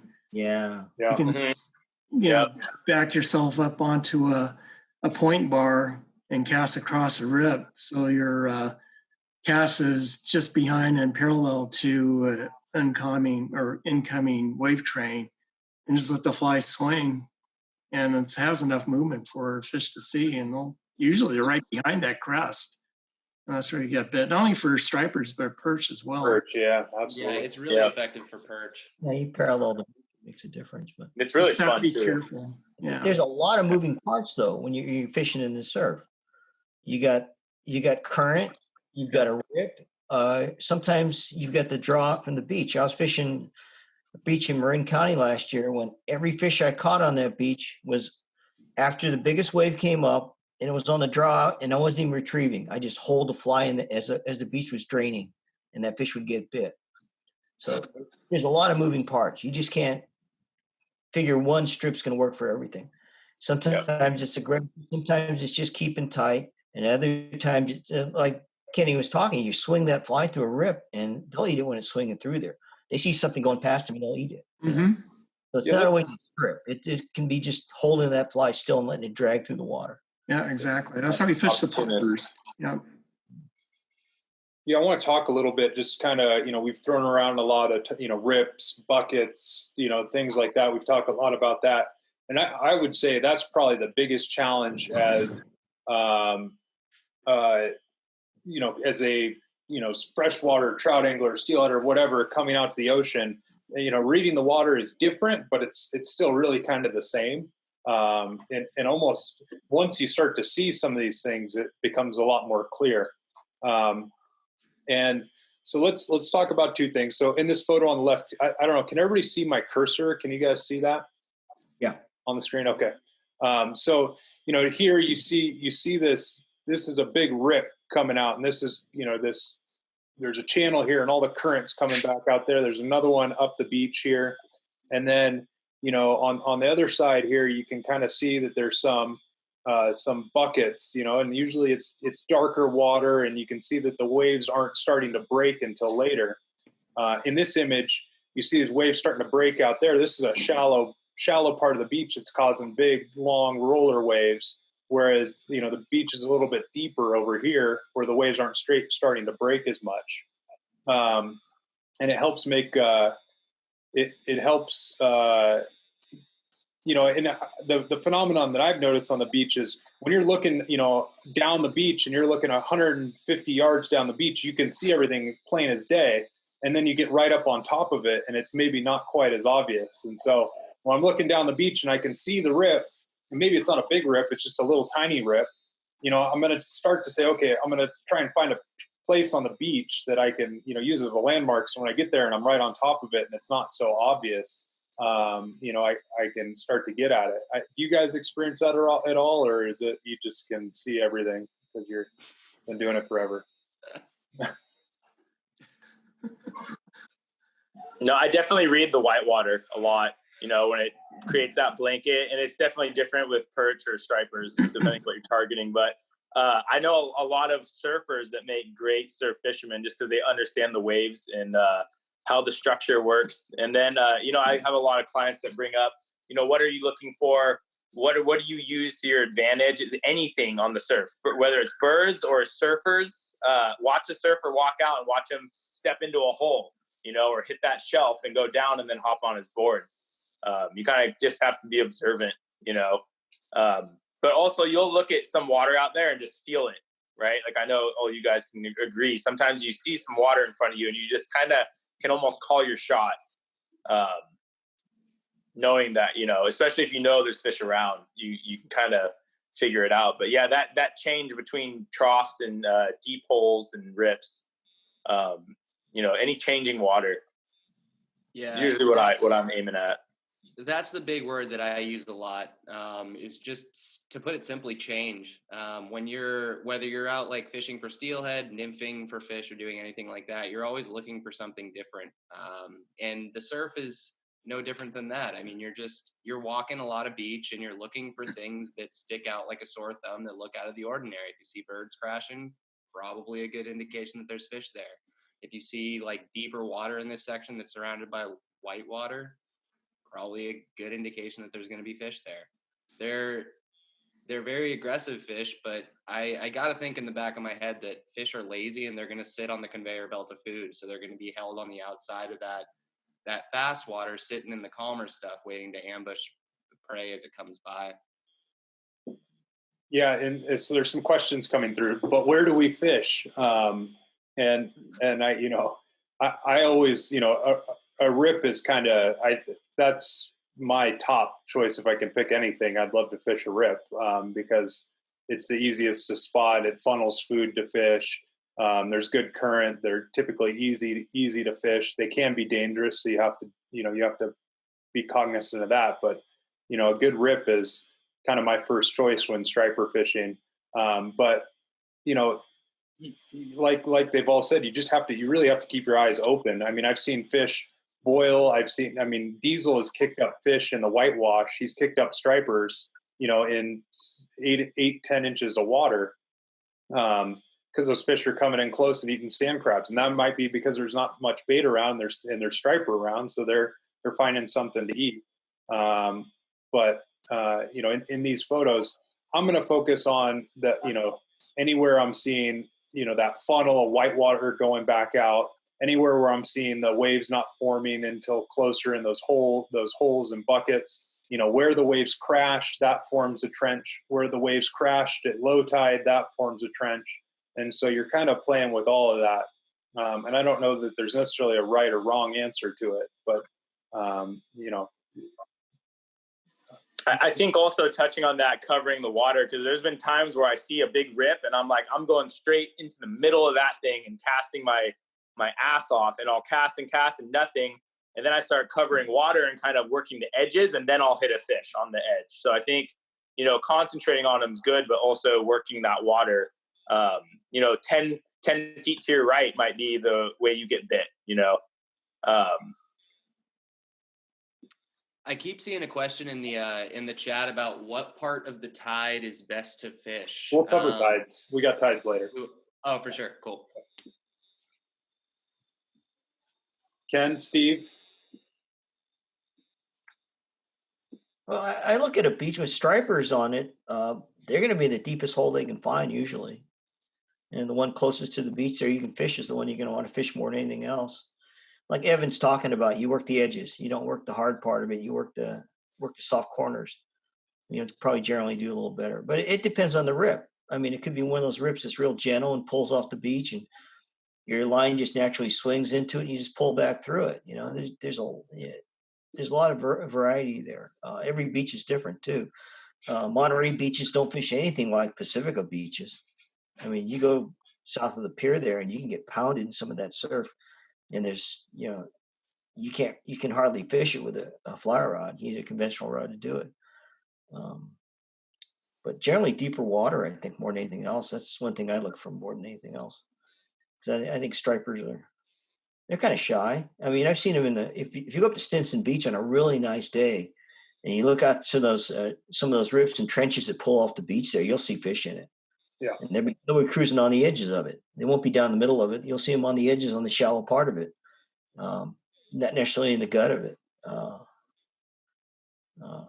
Seeing fish is hard, but if you start looking for the blue glow out there, you can spot them once in a while. And sometimes just weird surface disturbances too. You just see something that looks weird, and throw it. Yeah. Well, Kenny was talking about Muscle Rock. If you ever stood up on top of Muscle Rock, you'll see a school of fish. It's this purple line of fish that goes snaking around the point and back around, and you can track that school forever, it seems. But to catch them is something else. But, I think in Monterey, in the early mornings, you know what to look for. You can spot car-sized schools of fish, and again, they're cruising the edges of the rips, and then sometimes they'll hold in spots, and you can cast at them, and they won't eat until something changes, maybe the water changes or whatever. It's a tide change, and a lot of times they'll be at the end of the point bars too, on the outside, and sometimes you can see nervous water or watch for bait popping. That's a better indicator. And sometimes if there are birds flying over, and they'll take a look, like maybe a pair of pelicans will look down and they'll hover over a spot and then take off. Sometimes it's a school of bass. So those are things that I look for. Yeah. And then also, to touch on that too is, you're walking a beach, and, you have some rocky parts of the beach, and then you get to different sand, and, you look up and you see there's a bunch of shorebirds on one part, and they're out there chowing on sand crabs. So kind of looking, just taking in all the clues. And there's a ton out there, and you see, if I'm going to a beach that's totally undisturbed and I see a bunch of shorebirds and they're chowing on sand crabs, that's probably a place I'm going to start perch fishing or looking for stripers in that zone. Or birds working, or even just looking at the topography of the beach that's exposed. You can see where there's steeper parts of the beach and there's troughs and trenches. Even the stuff that's not underwater can be a big clue as well. Yeah, big thing is to figure out what kind of sand crabs are out there. Usually they're the ones that attract the school and hold schools a long time, especially stripers or the soft-shelled crabs. Yeah. In some places, it's just like a hatch. There's some stretches of the beach you're really cranking off, and there's a lot of sand crabs that are molting. You can see them tumbling. They're not able to dig down very well. And those are the spots that will hold fish. So, if if I see that and there are other spots of fish, I may just sit on that spot and wait for the tide to come in. And hopefully the fish will show up later, but they really like those soft-shelled sand crabs. And those are the ones that you find in striper guts or the perch guts as well. Yep. Yeah. So this is one, and this is kind of, we don't have too much more after this. So that is tides, and I think, you know, tides and swell. Actually, I want to go back here and just cover one more thing, and just in terms of casting timing, because I feel like this is something that people who are new to the surf it's a little bit lost on them. But you see, there's all these different sets of waves coming in, and timing your cast. You know, once you're on the beach, you'll kind of get a sense that the wave sets they build. You know, it'll be small wave, bigger wave. You know, or however the tide sets are rolling in, and you want to time your cast so that, you know, that you're casting over maybe, you know, in every situation might be a little different, but you usually want to time your cast so it goes over the wave, and you're not throwing right into that big wave that's going to take all your line and shove it right back in your face. Do you guys have any comments on timing your casting and wave sets? Yeah, definitely, you know, waiting until it fills in and landing on top of it as it's coming in, you know, definitely will have a better presentation. But when I was starting out, or if I'm not really focusing on it, I'll just kind of go and cast. And then if it gets, you know, obviously if I start struggling and it's throwing my line back at me, waiting and timing those sets definitely play a good role. At least you won't burn your arm out, you know, if you focused your casts on, you know, a well presented fly. You know, more often you might save yourself from timing those sets, because sometimes the swell's so big and the sets are so close that you'll land and it, like you said, it'll just beat your line. So there is a play, and I feel like those fish do flood in. I think Steve was saying, you know, on that flood where it comes in, they cruise in and start looking and feeding, and then go back out. I know at least perch, they play with that water, right? If you've ever seen them too, I always thought they kind of do the same thing at the aquarium. If you go see them in there, the tide's moving and swooshing them, and they're not really swimming. They're just kind of floating along with it. So, I mean, my theory, it could be wrong, but I feel like, you know, that water floods in, they ride that in, and they start feeding, and then they just turn sideways and get pulled back out, you know, kind of low efforts. Totally. You can, when there's a clear supply on the water, you can just see them move up the beach like little beer bottles and turn around and shoot back out again. I mean, they're moving quickly, just like pack. Yeah. That's what they do. Perch anyway. Yeah. What about? Go ahead. I was going to say, some of the rips you fish, you'll see the edge, it's all broken up and it's real cloudy and dirty, you know, and you just work along that edge, and that edge usually doesn't have a lot of water pushing back at you. I mean, so if you're working that edge there, you can usually fish it a little better. But I noticed a lot of fish bite on the out push of the tide. I mean, out push of the wave. You can get that big wave that fills the beach. You'll get a shot in there and you'll sink, and let that fly sink. And then as the water's drawing out, the perch and stripers are feeding on as the water's pulling off the beach. You know, as opposed to pushing into the beach more. I think I catch more of my fish with the line tight and the water pulling off the beach more. Yeah. What about swell? I mean, you know, I know a lot of the East Coast guys, they like the nastiest weather possible, you know, the biggest, shittiest swell, that, you know, wind and all that terrible stuff. What are your guys' thoughts on big swell as it relates to striper?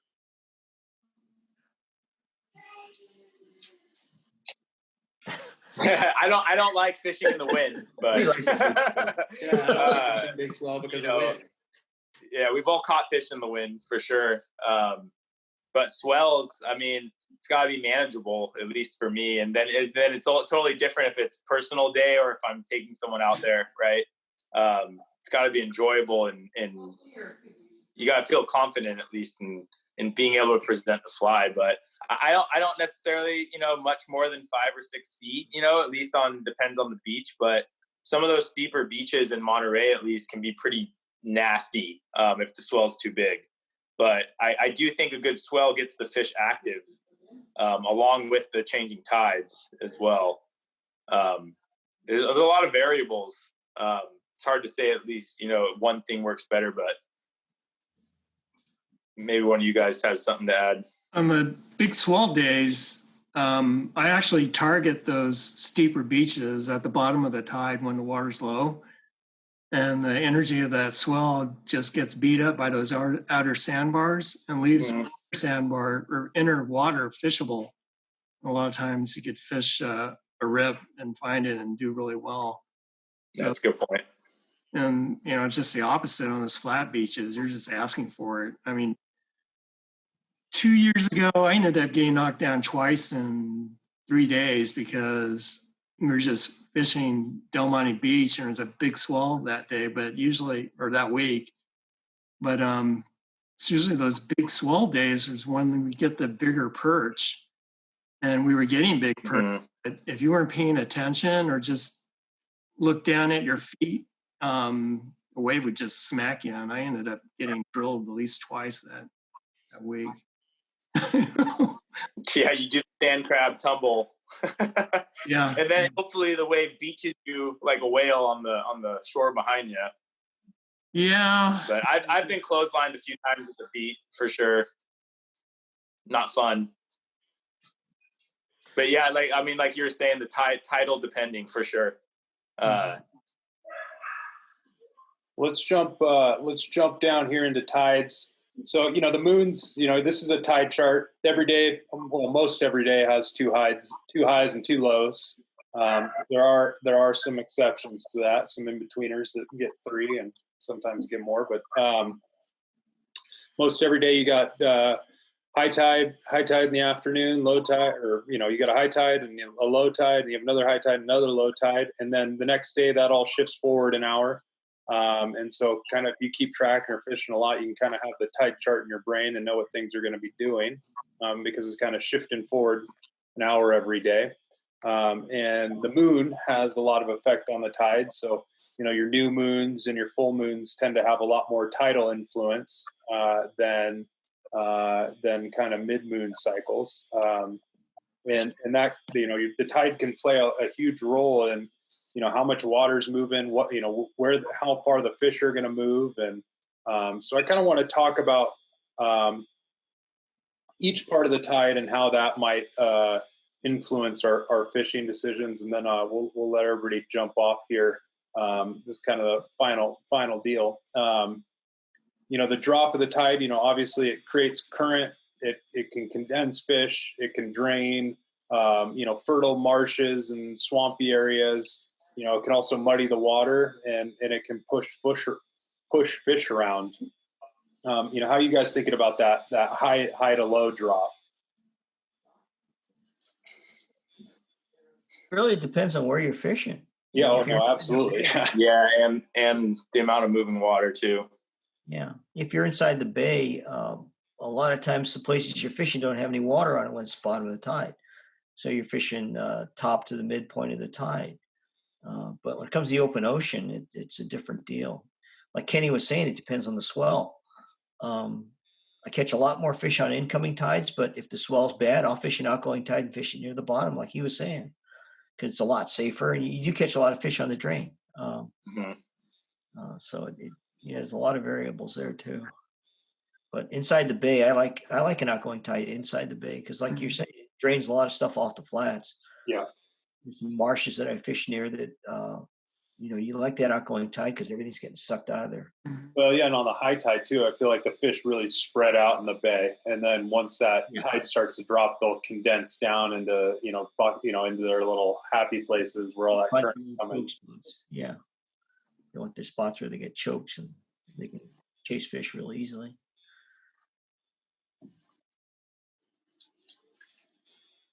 That's it. That's all we got on the drop. I think I've just fished more incomings. I mean, I think everyone has their personal favorite. I just like the incomings. I feel like it pushes the fish into you too.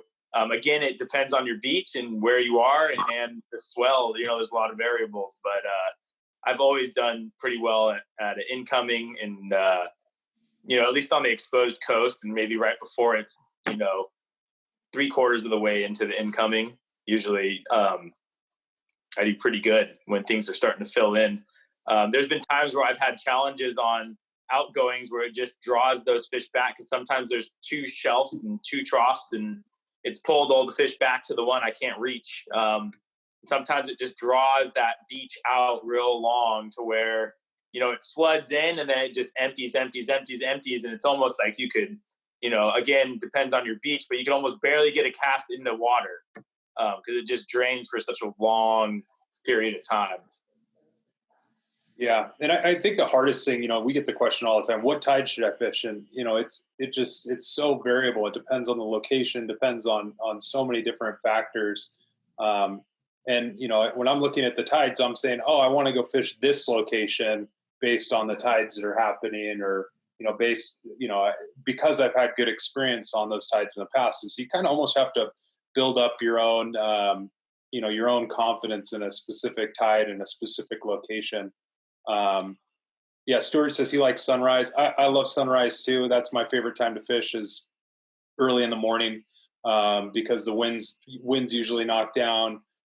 It's beautiful, and that's usually when I'm free. So I usually judge based on when I'm free, not the tides. I'm like, okay, I'm free now, I'm going to go fish somewhere, is kind of my philosophy. For the people just like getting out there as well, like I think one of the big things is don't ever let like the tide deter you from going fishing, especially out on the coast. I mean, like swell for sure, wind for sure, like those are going to be things that are out of your control that you're going to have to battle out there. But I think as you're just learning, like pay attention to what the tide's doing for sure, and take notes accordingly if you're having successful days out there in your spot, so you can start figuring out like these systems like George has, or all of us have, for it's this tide, I'm going to go here. But don't let like, I've only heard it's good on low tide at Stinson, so I'm not going to go fish high tide. It's just silly. You'll learn a lot more being out there and looking at the water on the wrong tide than you will back at home. And that's the beauty of the ocean too. Like Ben, you're saying, go when you can. And George, right? Like go when you have time to go. Starting out, before I was really paying attention, I would go when I had time. And then if I did really good, then I would look and check like the tide and stuff, It's changed now to where I'm like almost addicted to the apps and all the stuff, and I'm looking for the best conditions and whatnot. But again, on the weekends that I'm free and I have 2 kids, it's like, when can I fit in a session, and I'll go, as long as the wind's not killing me. And even if it is, sometimes I need a break from the kids. So I'm going no matter what. The other thing that Steve Adachi told me a while back that I started doing, and it's not even for the sake of like posting pictures of my fish, but the big thing is like, if you have your cell phone out there and you're fishing, you catch a striper, take a picture of your fish. It now has a location and a timestamp associated with that picture. When you get back home, you can look at the tide chart and see exactly where you were on that tide and know when that fish came. Yeah, it's definitely good to pay attention to that stuff. It will help you. Yeah, and I love really low tides, because it's not always from a fishing standpoint. I love low tide because a lot of times I just get to I get that insight to see what's below the water's surface. So we have those king tides and those super negative tides that we get, -3-4 feet. You can go out and you can see all the stuff that you're normally fishing over, which is pretty darn cool. So whenever I see the really low tides, I always make a point to go and check out some places and take some pictures. And granted, it's all, it changes all the time, but in the bay, it doesn't change as much. On the beaches, all that structure moves around, it gets pushed around a bunch, but it's a pretty cool thing. And and then certain beaches that I fish, you can't fish at high tide. There's no backcast room and you might die. So low tide's really the only time you can go out there and fish them, because it creates enough beach for you to get down there. That's a good point. Low tides are great for collecting mussels and seaweed. That's true. Yeah. But it is cool to go out there, and it's almost like the moon or something, with all the craters and the pockets out there. Like on sunset, I've been out there on super low tides, and it's so cool to see all that contrast, And you can be like, oh, I can come back tomorrow morning when it's filled in and look at all the structure, you know? Stuart says he's never caught fish on low tide. I catch lots of fish on low tide. Everybody's different, you know. It's everybody has their own philosophies on it. Just get out there and fish. You'll catch more. Put on an Adachi clouser, throw it out in the water. You'll be surprised what happens. You know, the fill tide, you know, that brings a lot of water onto the beaches and brings water into the bay. There's no water at low tide. Not true. There's water. You know, it condenses fish. It fills those fertile marshes and swamps. And you know, personally, I like the up or the down, either way. I like some moving water. Is my typical thing. I don't like the slack zone, but tides for fishing is nice. Yeah, we'll talk some more about apps too. Steve, Ken, Tom, comments on tides, how you think about it? You guys have been awfully quiet. This may be the secret live. You guys talk. I just don't like fishing at the peak of the highs. Yeah. Water's too high. To change the tides are dynamite though. So it was usually like to fish below 5 feet and between 5 feet and maybe a foot at the lowest on the steep beaches. When it gets too low, then you can still fish, but you're going to be wading out onto the point bars and trying to fish the open ocean. And we get fish that way as well. They're sort of hanging out in the area beyond the surf. Those fish hanging outside the bar. Yeah, exactly. Yeah. Yeah. But then you may find yourself swimming back. Yeah. Right. Tide comes in on the bar. Depends when you're fishing it. I've had that happen a few times where I've waded way out onto that shelf and, you know, stood there for 30 minutes to maybe 40 and then turn around and like go, okay, hopefully I can find my way backwards to it. Cause you know, you're out 40, 50 yards or more sometimes. Yeah. And when you look at Mark Wan out there, you just see his like shoulders and head like way out there sometimes. Yeah, that dude scares me when I see him wading.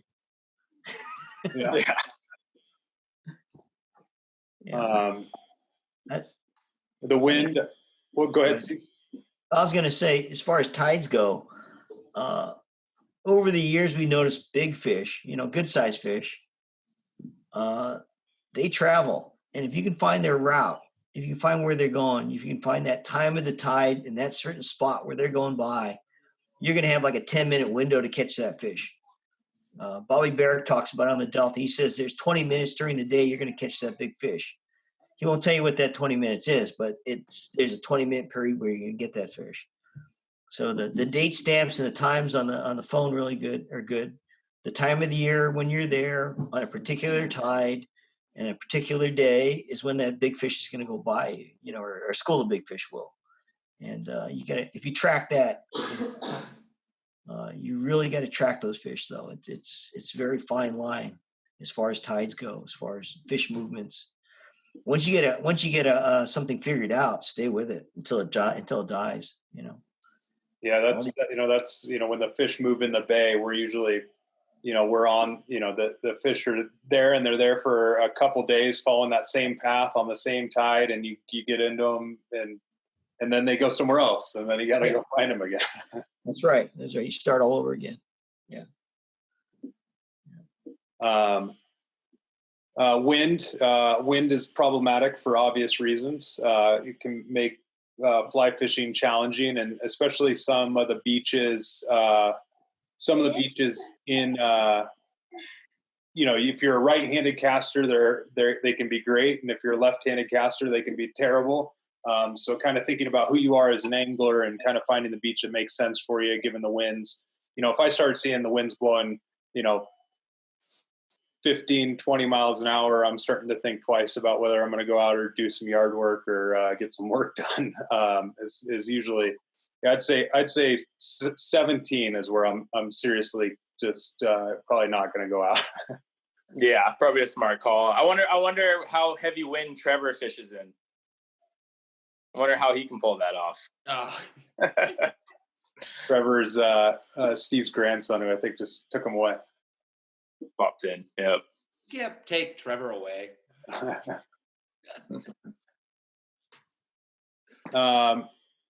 Saltwater is obviously very hard on your gear, so you need to rinse your gear properly. In the left-hand corner, you see a stripping basket. That's something we use a lot. Very necessary piece of equipment for fishing the surf. Anybody not fish with a stripping basket? I know a few people don't use them. Yeah, I didn't think so. You're serious about making a cast, you got to Yeah. Stripping baskets are the best. They look really silly until you try one and you're like, yeah, never mind. This works. Well, everyone just looks in them to see if there's fish in it. Yeah. That's what I get on the beach. Everyone just comes and pokes their head in and looks like, oh, what is that for? I use mine or use a stripping basket for my trout fishing now too, because I just hate stepping on my line with cleats. Yeah. Yeah. I've brought stripping baskets into other aspects of my life and fishing life. It's been really beneficial. Yeah, you get so addicted to it for sure. Here's one thing that as a fly shop owner, there's actually like a brain trust to fly shop owners. I'm not supposed to share this with you is when you're done saltwater fishing, don't soak your reel. We get a lot of clients who come in to the shop and they think they've done everything right, where they got done fishing and they stuck their reel in a bucket of water, and all they've done is now soak the reel in diluted salt water and gave it every opportunity to permeate every single little spot in there. So, when you're done fishing, rinse off your gear, wipe it down. Don't be soaking it in water because you'll just end up having that thing get corroded. And then, there's gear maintenance that comes with saltwater fishing. Putting some oil and grease and things like that are really going to help extend the life of your gear out there. So you got to take care of your gear a little bit better when you're saltwater fishing, and it's kind of a pain in the ass sometimes, but you got to do it. Otherwise, you're just going to be back in the shop buying more gear. Resources and apps. I really like Surfline. It's one of my favorite. I actually broke down and paid money for it so I can get the cameras and all that. It's pretty handy. But I also use Sail Drone, which I like a lot. My favorite stripping basket is a basket from Safeway. We don't recommend stealing baskets from Safeway. Tidegraph Pro, that's another good one. Daniel posted. Any other resources you guys like out there for checking tides and swell and all that? I use Tide Alert. It's a freeware from the app from NOAA. It looks like this. Oh, nice. Yeah, that's a good one. Yeah. Yeah, that's a good one. We're going to send a follow-up with some notes and stuff like this, things we talked about. Windfinder. Yep. I like Sail Drone because they actually have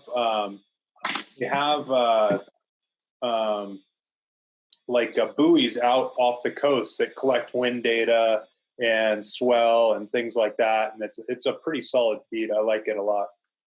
You guys ever check out CDIP? What's that?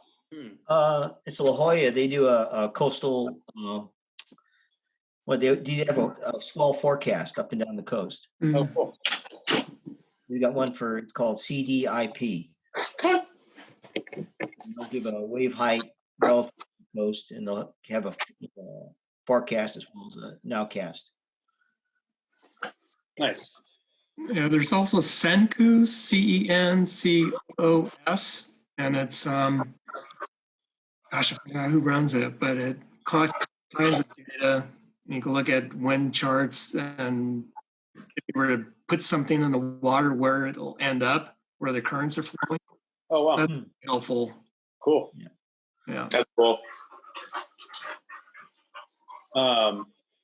So people are asking about solunar activity, solunar time, solunar charts. I honestly don't even know what that is. So I'm going to let somebody else handle that. Any thoughts or comments on how that affects fishing?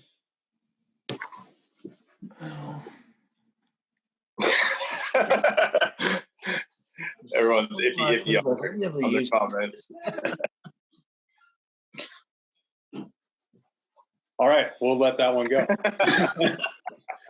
And last but not least, be safe out there. More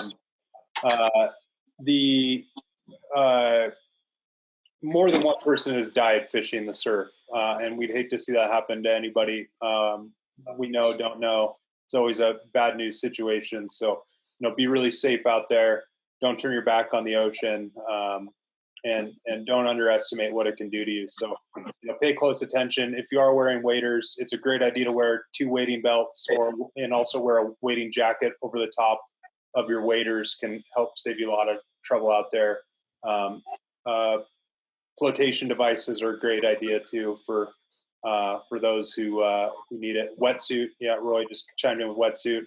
I wear shorts and wool long johns, and it's cold for about 10 seconds, and then you acclimate and you're kind of good to go.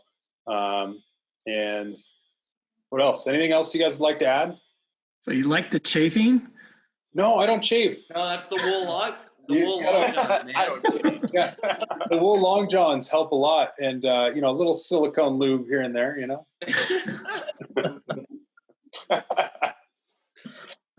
Nice. Yeah, I'm stuck on waders. It's just comfy for me. Obviously, it might not be the safest option, but and I've had over the last couple of years a couple close calls just on my own, just because I get a little nuts sometimes, and but wearing a life preserver is definitely a way to go. They sell really nice ones that are around the waist too. One of our good friends, Richard, is one that I see wear it constantly, and it doesn't get in your way or hinder you. And it's like one of those things that it's just worth having if you need it. Hopefully you never do, but it just kind of goes with the sport. Just don't buy the self-inflating kind. Yeah, don't, because it'll go off while you're standing all the time. Yeah. And just kind of the last last thing is there's literally a million different aspects to surf fishing, and that's part of what makes it so interesting. We literally just scratched the surface of it here today. I know that there's about a million more things we all could have said on every topic, but this hopefully will help you wrap your head around the surf, give you a little bit of confidence to get out there and start trying it and know that it's possible. It's a lot of fun. I hope you guys get into it, enjoy it.